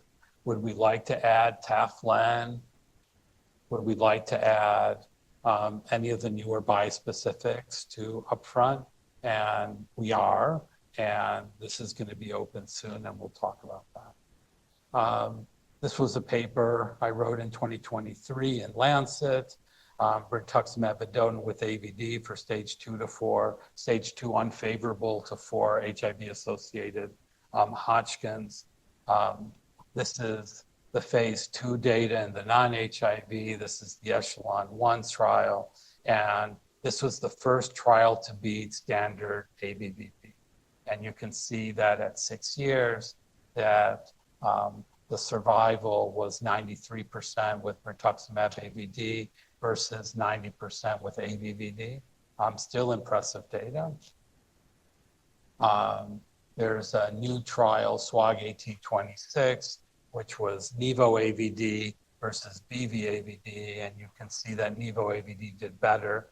It is based on the trial design, BV AVD underperformed, I think, and you can see that here the overall survival at 6 years was 93%. Here, the 2-year progression-free survival was 83%, basically by trial design. We'll get to the outcomes of BV-AVD in a second for HIV, but BV-AVD in persons with HIV induced an immune reconstitution.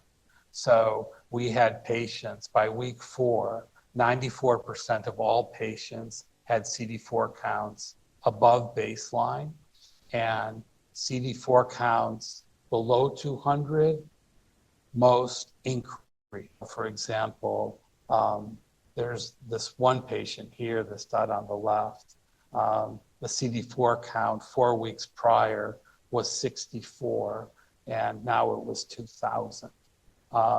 And there is data to suggest that the higher the immune reconstitution, the better persons with HIV-associated Hodgkin's do.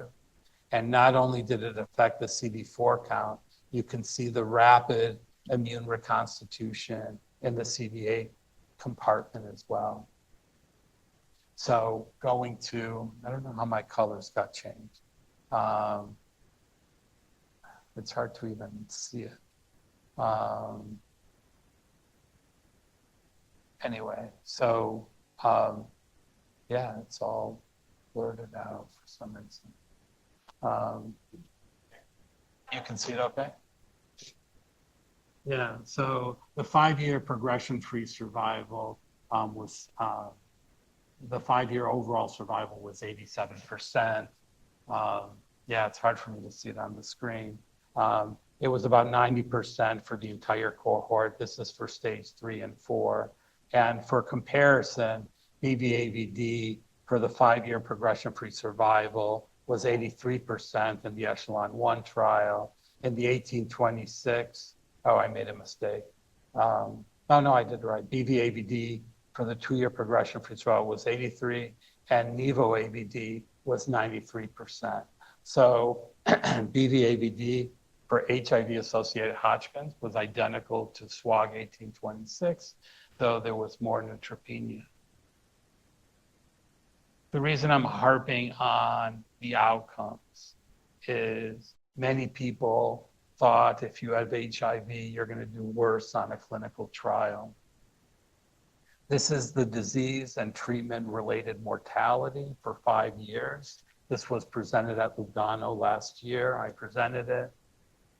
So 93% survival at 5 years. So, and if you look at the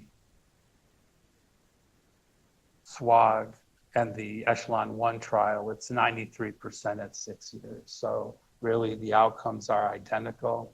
And it's an important point that everyone in the HIV field tries to echo, that really it is irrelevant if you have HIV or not. And it's true that minorities get a raw deal when it comes to clinical trials. I think only 3% of all patients enrolled are of color. Persons with HIV are absolutely excluded. So, and that's just unacceptable that we can forget any population in this country. The 4 that died, 1 came off cycle 1, died with 30 days of infection, disease progression. There was another person who died, and he was found dead at home after his PET scan, which showed complete remission. So that's why we thought important to frame disease and treatment-related mortality. And this is Nivo-AVD and HIV. So in SWOG 1826, the trial had an HIV arm. We included in AMC 085 any CD4 count and any viral load. They only included CD4 counts above 200. Again, I think it's great that cooperative groups are including persons with HIV, but they want persons with HIV who really don't have HIV. Great CD4 counts. And they do that for outcomes, et cetera. But you can see here, despite doing that, Nivo-AVD, the 2-year progression-free survival was 77%, and the 2-year overall survival was 85%. And we think it's better in the BV-AVD because of the immune reconstitution that you don't see in Nivo. Going back to non-HIV lymphomas, maybe all double-hit lymphomas aren't the same. They found that double-hit lymphomas that are rearranged for MYC and BCL6 are mostly ABC subtype, not germinal center subtype. So maybe this might change using Polar chip.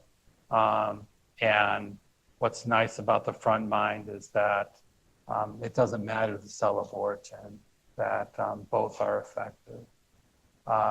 This is the MYC BCL2 rearranged lymphomas typically are treated with dose-adjusted EPOCH, with rituximab, but maybe now Polar chip or some of the newer therapies can be used for MYC and BCL6 rearranged lymphoma. This is called the DLB classification, and they classify lymphoma by NGS. And they found 5 different classifications. C1, 2, 3, 4, 5. By the way, you can go online and do this. We're now, I have a collection with Cornell of 174 HIV-associated DLBCL, and we're doing NGS on all of them so we can see what's the most common. And you can see there's 1, 2, 3, 4, 5. The 5th type is the most aggressive and the poorest prognosis. This was presented at the ICML in Lugano in 2025, where they looked and they did NGS on every patient on the trial. And of the patients who had C5, you can see how much better the patients with using Polar chip did. And this is an important trial, the NCTN intergroup lymphoma match trial, where they're doing NGS up front. They're first giving chemotherapy, and after you decide NGS, if it's, or why the Hans, if it's germinal or non-germinal, it's Polar chip or R-CHOP.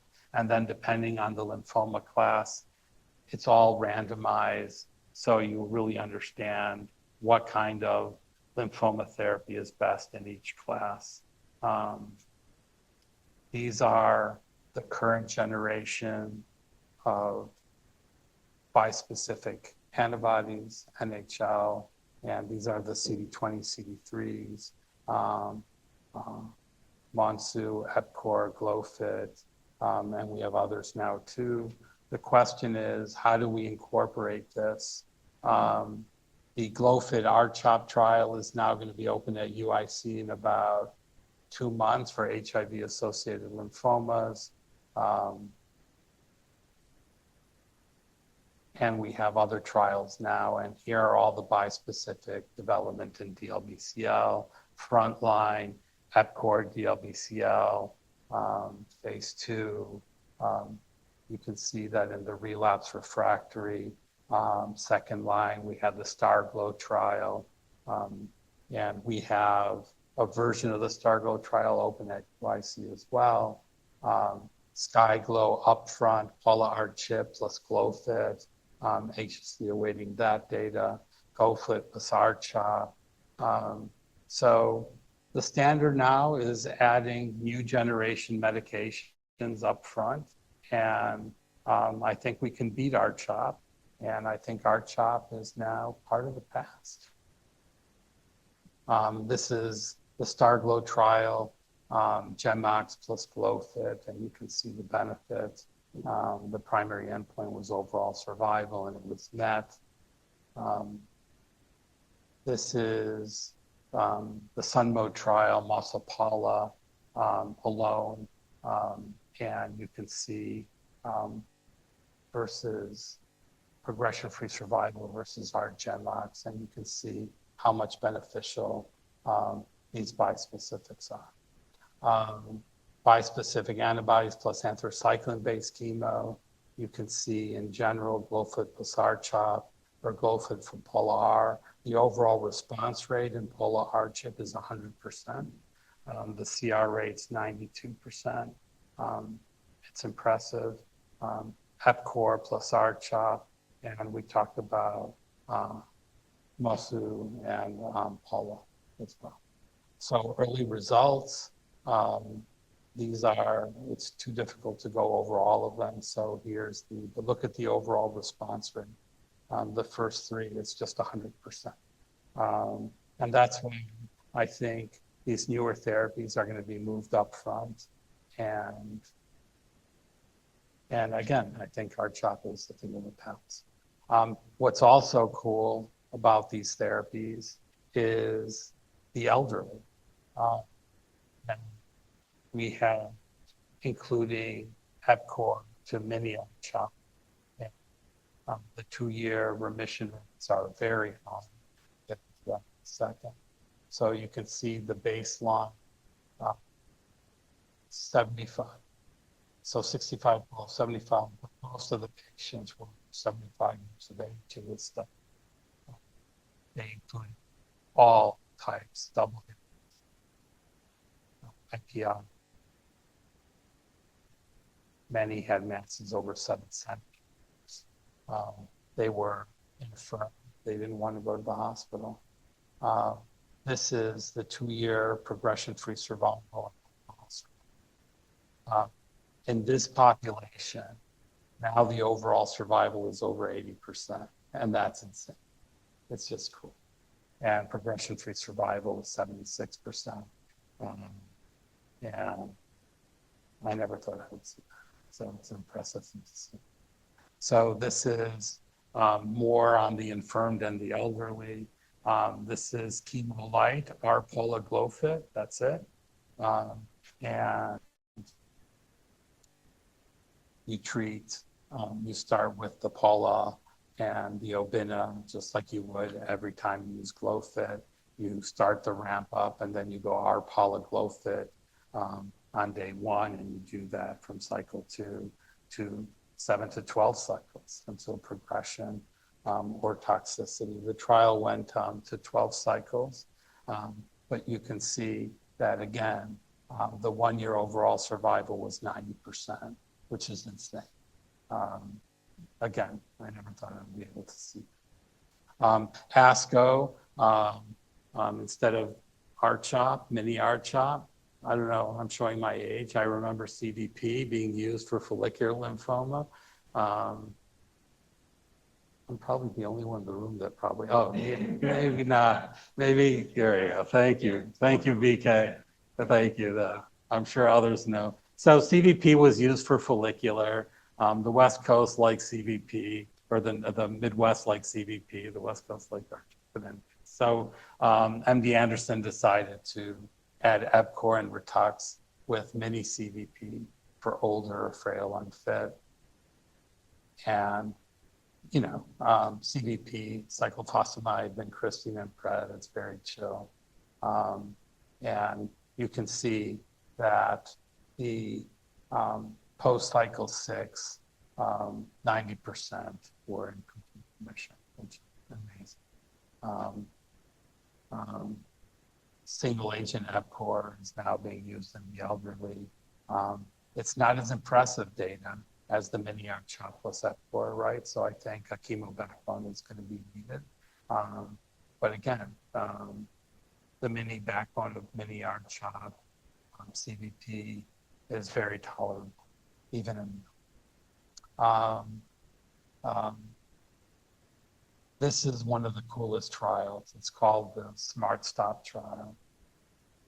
This excludes all chemotherapy from the treatment of DLBCL. So lenalidomide, tafasitamab, Ritux, and Acala alone, or in combination with chemotherapy. Jason Weston and Anderson led the trial. And we're going to have a lot to choose from. But what's nice is that there's no chemotherapy. It's just targeted agents, which is amazing. So let's get, basically, the schema is giving the len, et cetera, prior to, kind of like debulking, and then you get randomized to the same LTRA backbone with only 2 cycles of R-CHOP, or the full 6 cycles of R-CHOP. And Lots of patients on this trial, 61. But you can see that over 70%, 28%, 61 was the average age, right? So over 70 is 30%. So it's pretty good. When I show you the you got the backbone, and you got randomized, and this was the most impressive. Arm C, that was a gutsy move, where you just take LTRA and then you exclude all chemotherapy completely. And this is for upfront DLBCL, right? So just using the 4 cycles of LTRA, right? Complete remission in 60%, and no chemotherapy whatsoever.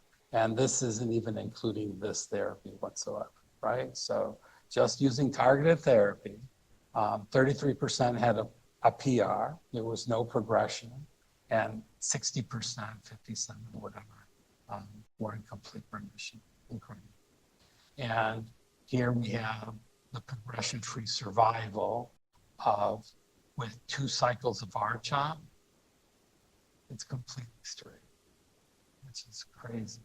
And here you have, with just the LTRA, you can see that it falls out. But I will say, you still get 75% of the people still in remission.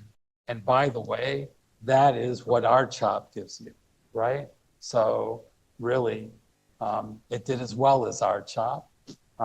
Adding some chemo really improved, you can see. And this was the important one. So again, I think targeted therapies is going to be the way to go. How we add it to what backbone is all up in the air right now. Which one helps germinal center, which one helps non-germinal center, et cetera. So the good thing, for years, I was at County for 14 years, and people without insurance would die not getting a transplant. And it's worse now than it was before. When I first started, it was really a mess. Then there were some great news.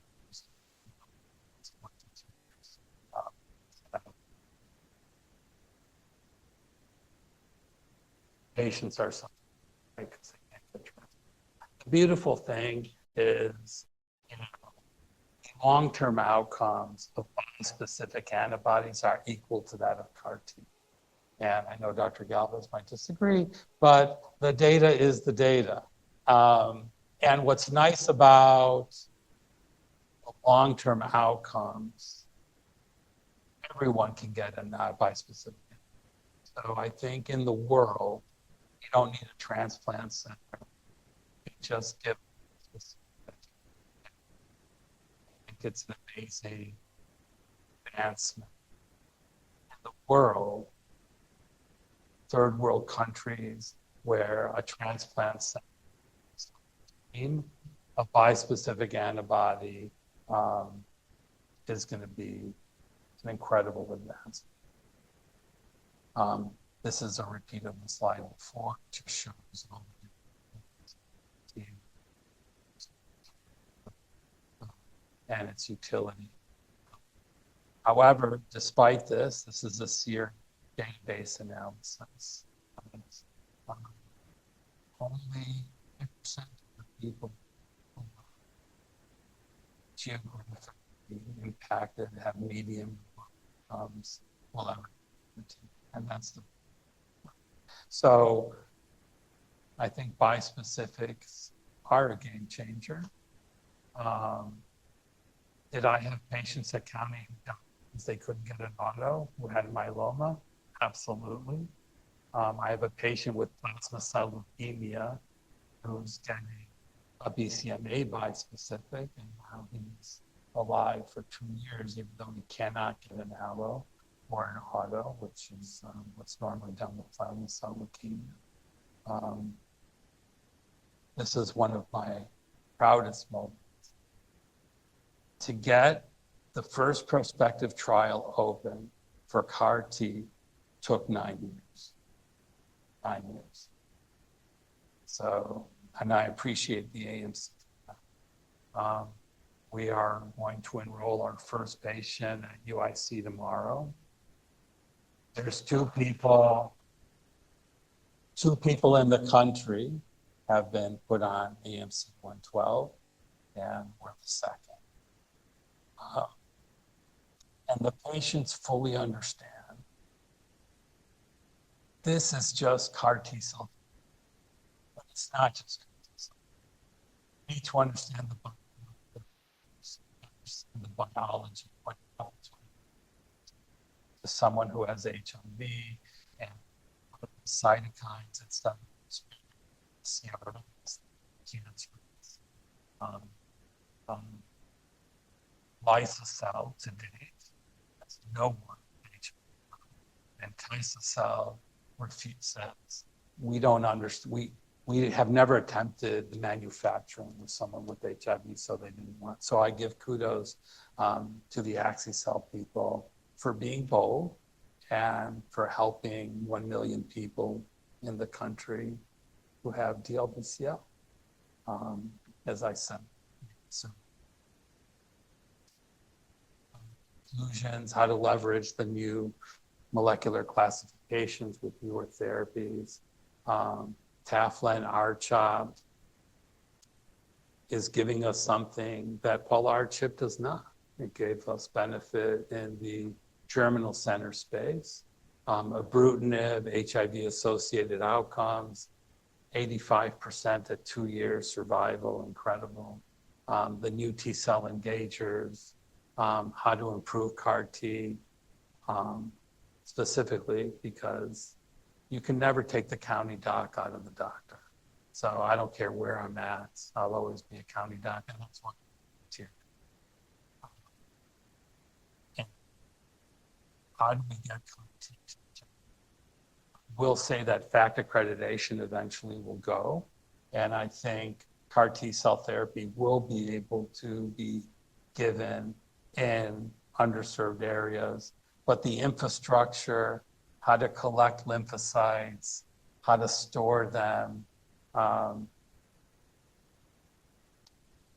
it's a long way for a county hospital to get such infrastructure. Until then, I'm glad we have bispecifics. First prospective trial in HIV CAR T and bispecific antibodies post CAR T. That's an interesting idea. It's maintenance. So, as I said, assessments. So the frontline, yes, germinal and non-germinal DLBCL. If you do have DLB class 5, the most efficacious regimen to date is Polar-CHP. So this was in 2005, 25 in Lugano. Frontline wasn't even there.